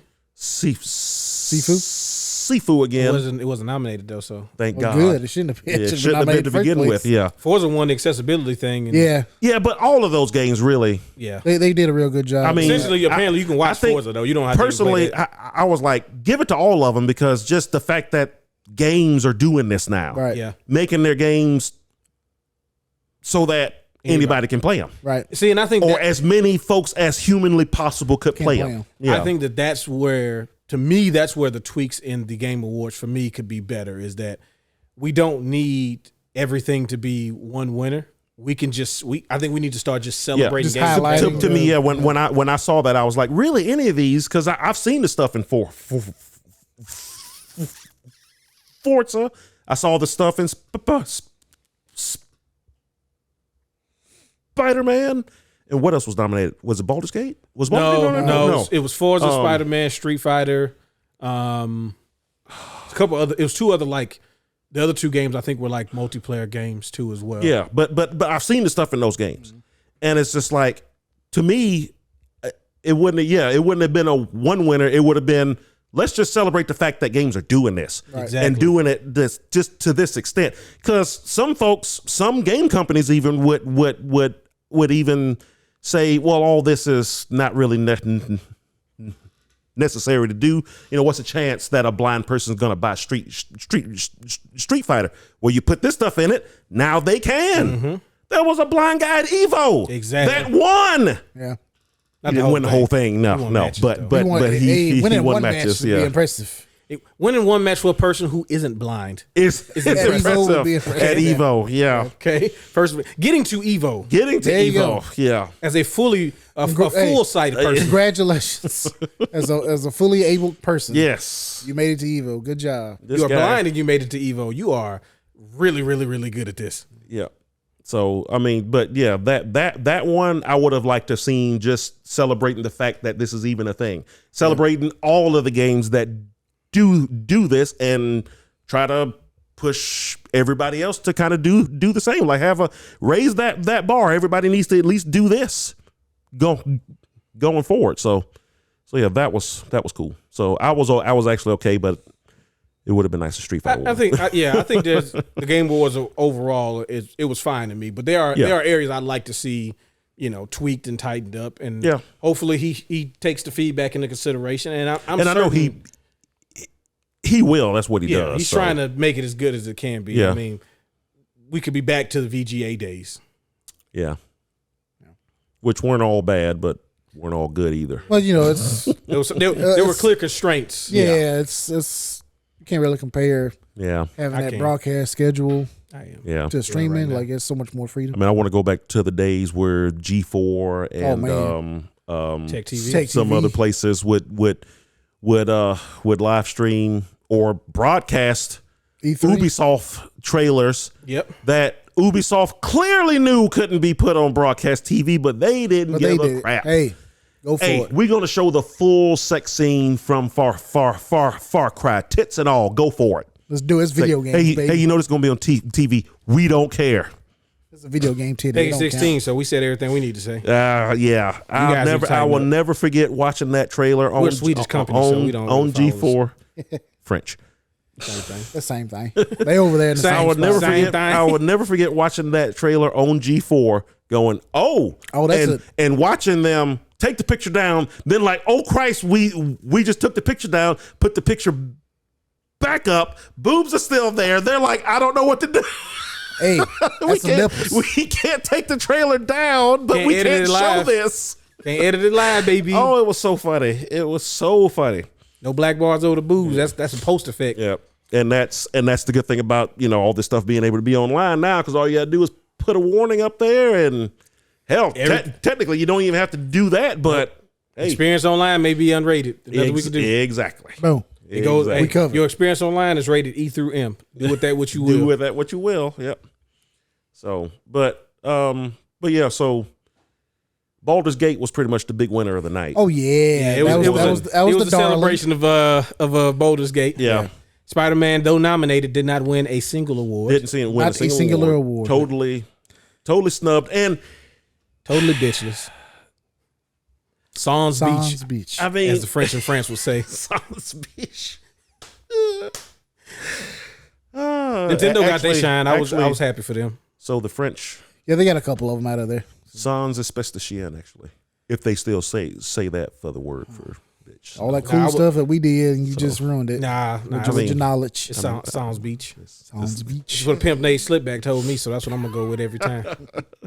Well, look here, Slickback. Nope. It is a pimp named Slickback. You have to say the whole thing every single time, like a Tribe Called Quest. Yep. Yes, that includes the pimp name part. My name. Anyway. Let's talk about the Boondocks. Yeah, let's just go ahead. Let's pivot. But yeah, this year was going to be rough no matter what. Yeah. But it did kind of turn into the Baldur's Gate show. I'm upset that Baldur's Gate at one award, like basically the one award Baldur's Gate didn't win, that Alan Wake won. Yeah, the Alan Wake love was Alan Wake actually kind of got a few awards. Alan Wake. This is for first. Let's put a disclaimer. None of us have played Alan Wake. None of us. I've watched a lot of it. I've watched enough to know it's not a bad game. I enjoyed what I saw. Yep. I saw that it turned out to be a much better game than everybody was expecting. Clearly, right? Yep. It is in fact a high quality game that I put absolutely no shade on. Doesn't have a physical copy. Yeah, I was saying there is that. There's no physical version of it. Yeah. I really want to play that game, and I want to support it because from what I saw, I really liked it. But I cannot pay for a AAA game with no physical baby. copy.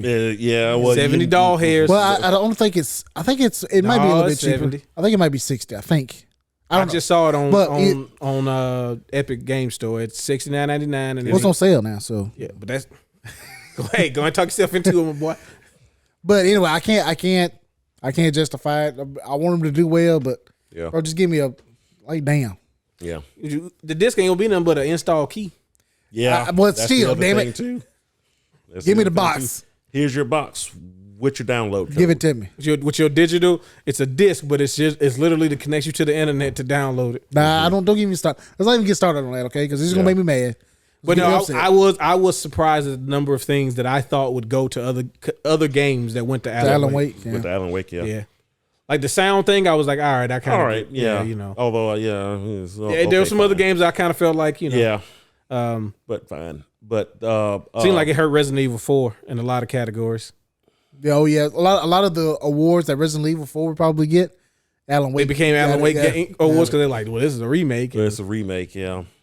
So this one right here. I think that did hurt it a little bit. I think what ended up hurting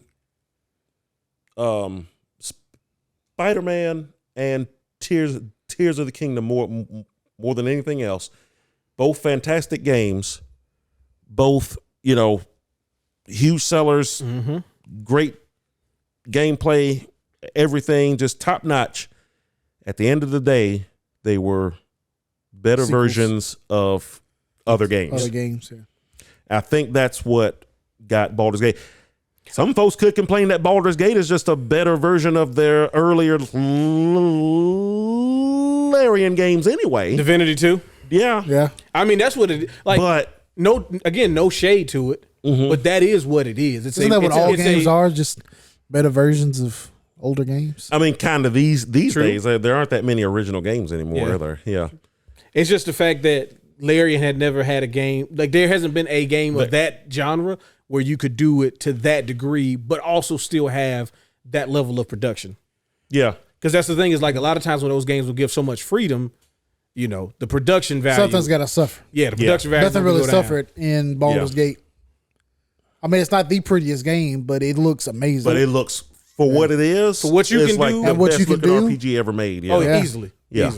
The visual effects, the way that people react to what you do, the way that the world is shaped by all of your sometimes insignificant feeling decisions, and the fact that you got to do stuff in certain amounts of time because things are happening in real time as you're playing, and if you don't go here fast enough, then this has happened already. Yeah. I mean, obviously, I would have preferred Tears of the Kingdom winning it because I think the game's amazing. Yeah. But I definitely, but I wasn't mad. I understand. Especially at that point, I knew Baldur's Gate was going to win. Yeah, they just pretty much swept almost all the categories they were in. So, like I said, I think the only time they lost something, I think Alan Wake won it. Yep. Yeah. Pretty much. The Tears of the Kingdom got what was it, action adventure or something? Yeah. And Tears of the Kingdom won. Baldur's Gate is action adventure. So yeah, well, I mean, it's straight RPG. Yeah. So, sweep. Clean sweep. Nintendo as a company went home with 3 awards. Though. Yeah. Mario Wonder won something. Best family game. Pikmin Pikmin won best strategy game. Yep. And then Tears of the Kingdom took on best action adventure. So it's not like Definitely not. it wasn't a bad night for them as a company. No. But Sony, a hell of a good night for Larry. But yeah, Sony got screwed. Sony kind of guys. It's like so good job on this amazing. Some might say the best superhero game ever made, but you saw what else came out this year, baby. I'm sorry. it's like, sorry, man. Alan Wake 2 just came out, my boy. It came out a little bit after you. Yeah, like right at Still the end. Still fresh on everybody's mind. Fresh on everybody's mind. Yep. A little more. It's way more cerebral. Cerebral. Cerebral. Oh yeah, I pull that out. What? What's the most important award? Oh, Lightwork. Yeah. Lightwork, Sea of Stars. So best indie game. It's easy. We knew that. Did Sea of Stars win anything? Best indie game. It did win best indie game. Yeah, it didn't win best debut because they had already made the Messenger. Because they had already made other games. Yeah. And it was it up for best RPG? I think so. Yeah. It didn't win that. No, Baldur's Gate. It's like, come on, man. Yeah. If it wins Game of the Year, it's going to win the genre. But I was glad that it won best something. genre of it. Yeah, there was something else that I was glad won something. I can't remember what it was now. Yeah, because like when they did the fighting game, I was like, all right, Street Fighter got the award. It's like as long as we still recognize that, like that, because wasn't Mortal Kombat in that category? Yeah, it was Mortal Kombat, and there was a couple other ones, and I'm like, if Mortal Kombat wins it, I get it because it's the more successful game. That's just the way it's going to be. Yeah. As long as they can keep doing the story mode the way that they do it, it's always going to be the highest selling fighting game. Yeah. But I was like, overall, I haven't played both. Overall, I'm like, Street Fighter had a better package. Oh yeah. Yeah. Yeah. So. But just the World Tour mode is. Mm-hmm. Yeah. It's great. And the fact that they reduced their like adventure mode for some reason to just moving on the board. Oh, you're talking about Mortal Kombat, yeah. Now, I think some folks, I remember there was a lot of folks who did not like the vault in the last game. Understandable. And having to grind the towers to grind the vault at the towers to get stuff to go back to the vault to open up this, to unlock this. I think that's what they were thinking will make that part a little easier, a little simpler.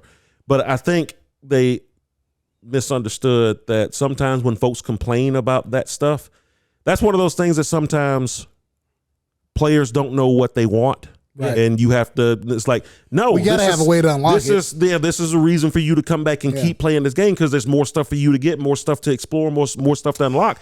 And then everybody's like, oh, this is such a slog. Oh God, I'm grinding, I'm doing this, that, and the other. Also, you're coming back and playing and enjoying the game.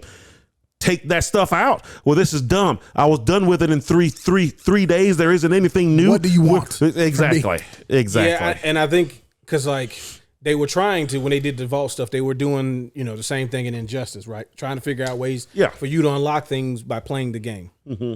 And what we've been saying the longest with Mortal Kombat, and they just haven't done it, is we want conquest mode. Shaolin Monks too.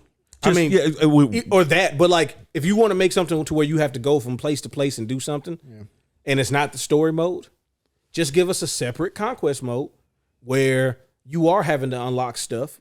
But yeah, make it feel Shaolin Monkish. Yeah. Well, what was the one that had the where you was playing the guy in the 3D world? Deception. Yeah. I mean, that was great. I thought that was amazing for a fighting game to do that. Yeah, it was during that time. Yeah, and it literally played like Shaolin Monks during the fights, and then they were going to the 2D mode, and you actually. Now, obviously, I'm pretty sure they added a lot to their budget, but like that was amazing. Them games wasn't nowhere near as successful as the latest ones. Yeah, but with updated graphics and people getting paid more, and the economies, that was inflation's all the way up, finding their way. Cost of living's going up, basically. Now we can go and wrap this thing up. Oh, we're getting a notification that we're broke the 2 hour mark. So a lot of stuff is happening. A lot of stuff has happened. It's been a while. Who's catching up? Hopefully, I mean, I'm sure we'll get another one next week. Hopefully, maybe. Yeah, we're getting a thumbs up from Zach. Okay, we're getting thumbs up from Zach. Our technical producers getting us thumbs up. Producer says it, then we're locking in. We're just talent. We could do this all day. So, anything else? Yeah, pretty much. Real quick. Not that I could think of. Playing Final Fantasy 16. E3's gone. E3's gone officially. Yeah, RIP. It's officially gone. Moment of silence for E3. Moment of silence. I mean, honestly, it was hard for me to be sad for something I already knew was dead. So. Yeah, I mean, it's been dead since 2018. Press F in the right? chat for E3. Yeah. Press F in the chat. So no more E3. Comment F if you feel bad for E3. You should. It'd be like the only comments we get just F. Hey man, that was the end of era. I mean, it's definitely the end of an era. But up to your point, Nolan, I felt like it ended in 2018. It did. I felt like it ended before that. You remember those 2 years when they did it, when they were close to the public, It was so bad. You got to read IGN articles about what they think they saw. The second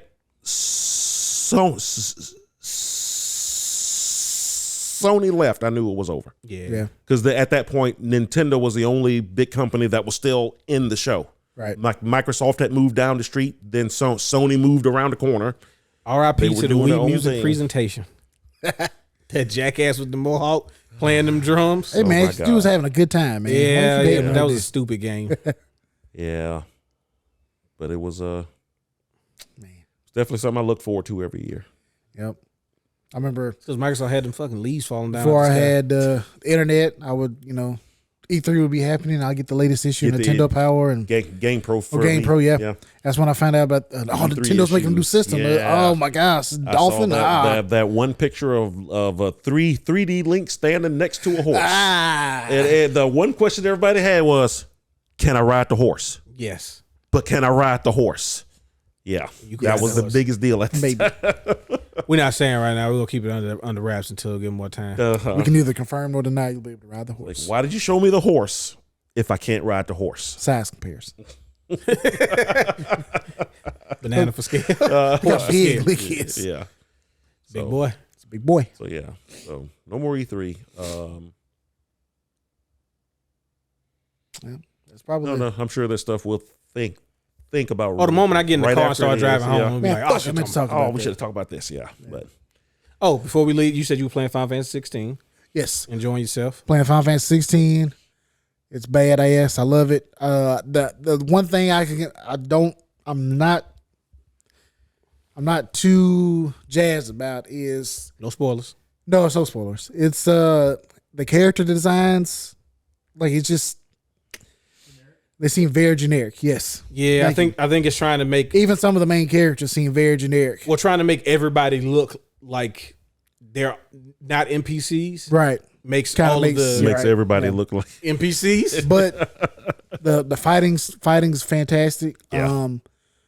The cutscenes, especially the cinematic fight cutscenes, when you get deep into it and you're going at it and you do the combo systems and then you got it's like a quick time event sort of, but then the music's playing and then there's graphics and sparkles and shit going around. Oh, it's amazing. Hey, you can't beat it.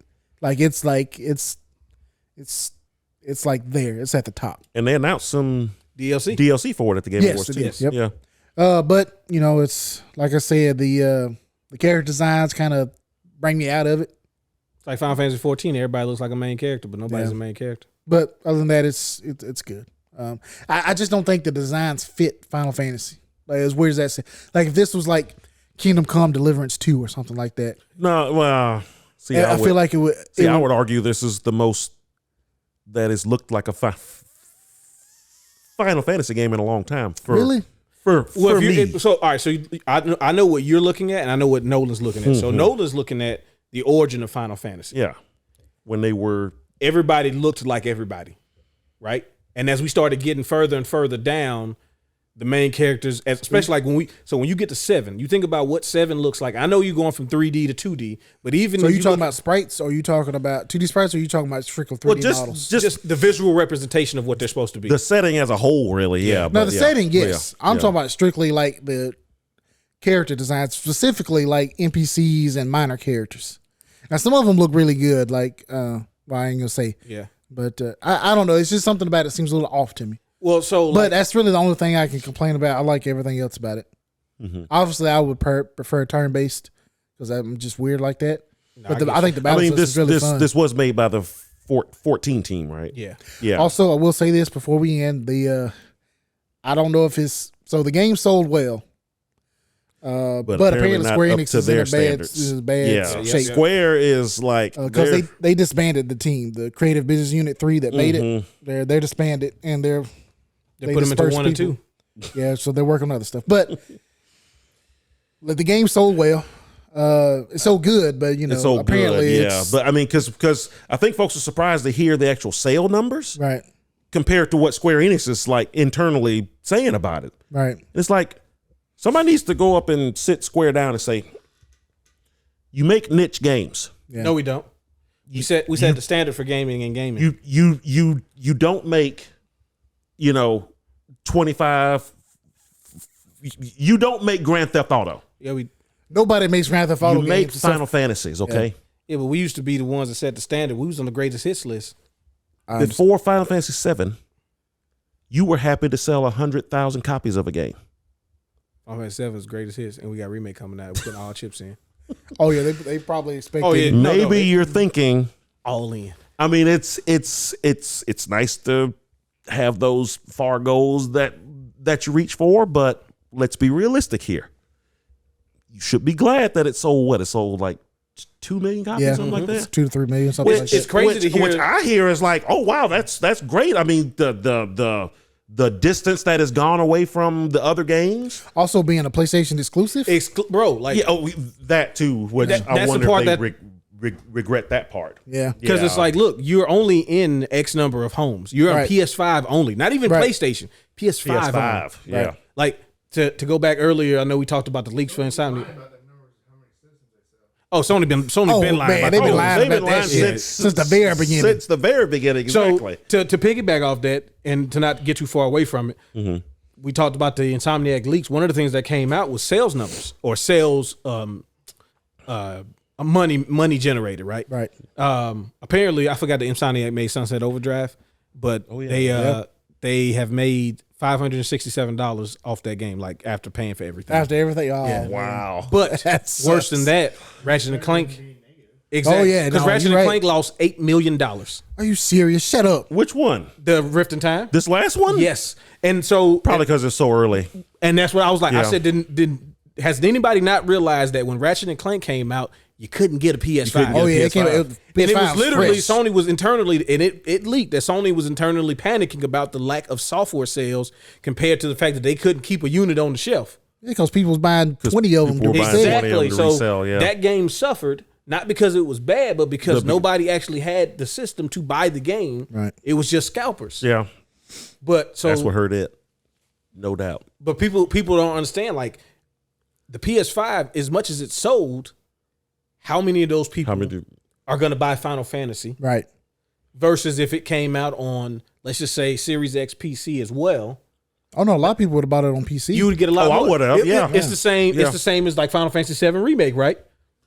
They got some sales, and then the PC, and like they underestimated how many people were like, "I'm just waiting on the PC version." And that still hasn't come out for Xbox, which I don't think it will. I don't think it's coming out for Xbox now. Yeah. It sucks, man. I know it does suck. Sucks to suck. It does suck.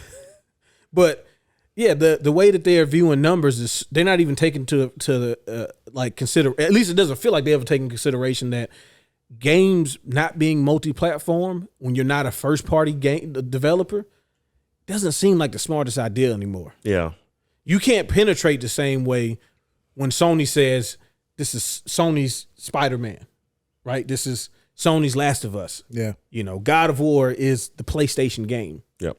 And also, you noticed how God of War, I know they said they was holding it back to polish it and all that, but I also kind of feel like they was holding it off until that install base felt like it what it needed to be. Well, no, you remember they held it off because they had to go back. They had to go back and make a PS4 version of the game because they didn't have the install base. Because they didn't have the install base. Yeah, it's like we got to get this. And Ratchet and Clank was only on PS5. And Ratchet and Clank would not run on a PS4. No way. There's no way that game is on PS4. They would have spent so much money trying to make a version of that game to work on the PS4. It would have took them so long. I know one thing that wouldn't have been on the PS4. You wouldn't have been able to change your character and they show up in the cutscenes.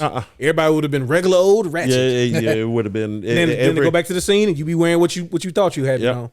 Yeah, yeah, that game wouldn't have worked. So all right, well, we got plenty of stuff to talk about for the next one. Okay, but yeah, we doing the Layer 2 Nasty Awards next time. The second annual. Second annual. Layer 2 Nasty Awards. Is it third? Third annual? Is it third? We've been doing it for a minute. Time be so slippy. Is it? Into the future. Yes, it's your second though. Well, that was my second, but did you do it the year before? Yeah, because we was in the thing crunched up next to each other in the stream room. Oh yeah, yeah, that's right. Yeah, that was the first one we did.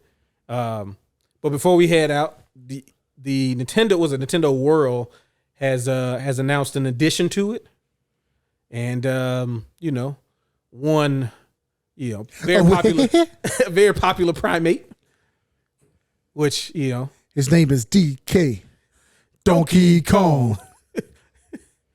So Donkey Kong Country is getting its own addition to Nintendo World, which is just amazing, bro, because they can just keep adding stuff. They just keep adding stuff. Yeah. Like they're gonna add Hyrule next. Imagine them adding Hyrule next. Oh, Hyrule. I'm not trying to go there. I don't want to go to Nintendo World when Hyrule's a part of it, because I ain't gonna get y'all to go to nothing else. Zebus. Oh my gosh! You talking about the creepy? Oh, bro, that's the that only could one be the where horror part.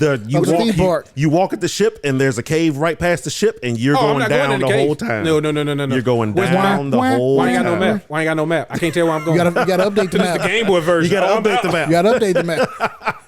This is the Game Boy version. You don't get no map. We couldn't afford to put that. Oh, could you imagine? Like it actually is real dark, and then you get to the map room, something and sucks on me. You gotta stick your hand in the map room, and the lights. Oh, it come lights on. up. Oh my gosh, that'd be amazing. Nintendo, do it. You gotta sign away before you get that morph ball. You know that, right? Hey, don't actually try to change it to a morph ball. One of my favorite, my spine. One of my favorite parts of Prime, the first Prime, if you go through and read all the things, was them trying to recreate her, and them talking about how many folks died. Yeah, doing the morph ball. Yeah. Zach just played the Prime remake or remaster. Yeah. I still need to get that. It's not as good as the best Metroid, like side-scrolling Metroid. Oh no, but it's a fantastic variation in the series. I was so afraid when they announced that game that it was just going to be Doom. It was going to be Doom with like a Metroid skin. Yeah, that's what I thought it was going to be. They turned it into a run and gun. This is going to be dumb. Then we got the game, the demo of the game on a kiosk at Toys R Us. When the GameCube thing came in, they actually called me in to build it because they knew I wanted to play the GameCube, and one of the things on there was that. So I was like, oh yeah, so I went. Oh yeah, I do that shit like a jelly bird. I had my little Allen key. Allen wrench. And I'm putting the thing together. Allen wrench. I put it up, and plugged the thing in, and that's the first thing I jumped in and played. The first thing I played, and like immediately I was like, oh no, this is okay. Yeah. Yeah, this I can do this. Yeah, this is it. Yeah, this is they got the idea. Yeah, okay. Honestly, that one was the second creepiest one because it felt like in the other Metroids, obviously you're by yourself, right? And like I said, the Game Boy one to me is the creepiest one because it's less. There's less tools. Like there's no map and all that stuff. Like not even just you finding them. Like no, bro, you just got to know where to go in that game. Yeah. You got to deal with the Game Boy sounds of like shrieks and stuff. Oh my goodness. And also the game would just like do the Game Boy does the obvious. We're trying to load in the Metroid, so you start moving forward and like the back stops moving. Stops for a second. Come on, man! I can't go backwards. It's like Jason showing up on the NES. It's like, oh, he coming. But no, Metroid Prime was so good because you really felt like isolated. Yes, you felt so alone the entire game. I was telling Zach, it's like I couldn't beat it because it creeped me out too much. Of course, like dude, I loved it. I loved it. No, you still got to get through it. But like, man, you could feel I felt overwhelmed sometimes in that game to where I had to do them breaks. Not as bad as Resident Evil GameCube remake because that's number one on the list. Yeah, you get 30 minutes of gameplay out of me per day at 4:00. Oh yeah, yep. 3:30 in the afternoon. 3:30 in the afternoon. The whole family's at home. Sun's up. Sun's up. The moment it's dusk outside. Oh yeah, cut this off. Cut this off. Yeah, it's time. I'm gonna play I'm playing like Sonic or something. I'm putting SSS Tricky and I need to liven things up. Play some NFL Street. We gotta get my mojo back. Yeah, all this is 100%. Play some Mario Sunshine. There we go. I'm just gonna run around Delfino Island for a while, just to soak in the sun. Yeah. But all right, we'll be back. Next week.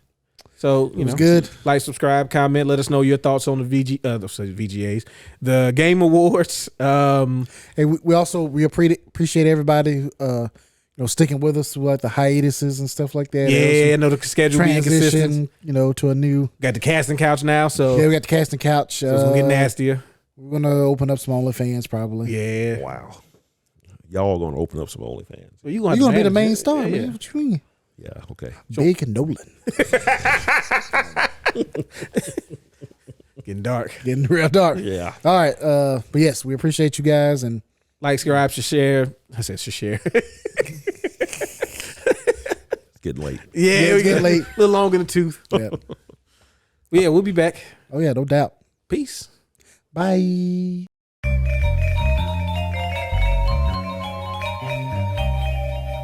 Crossover combination.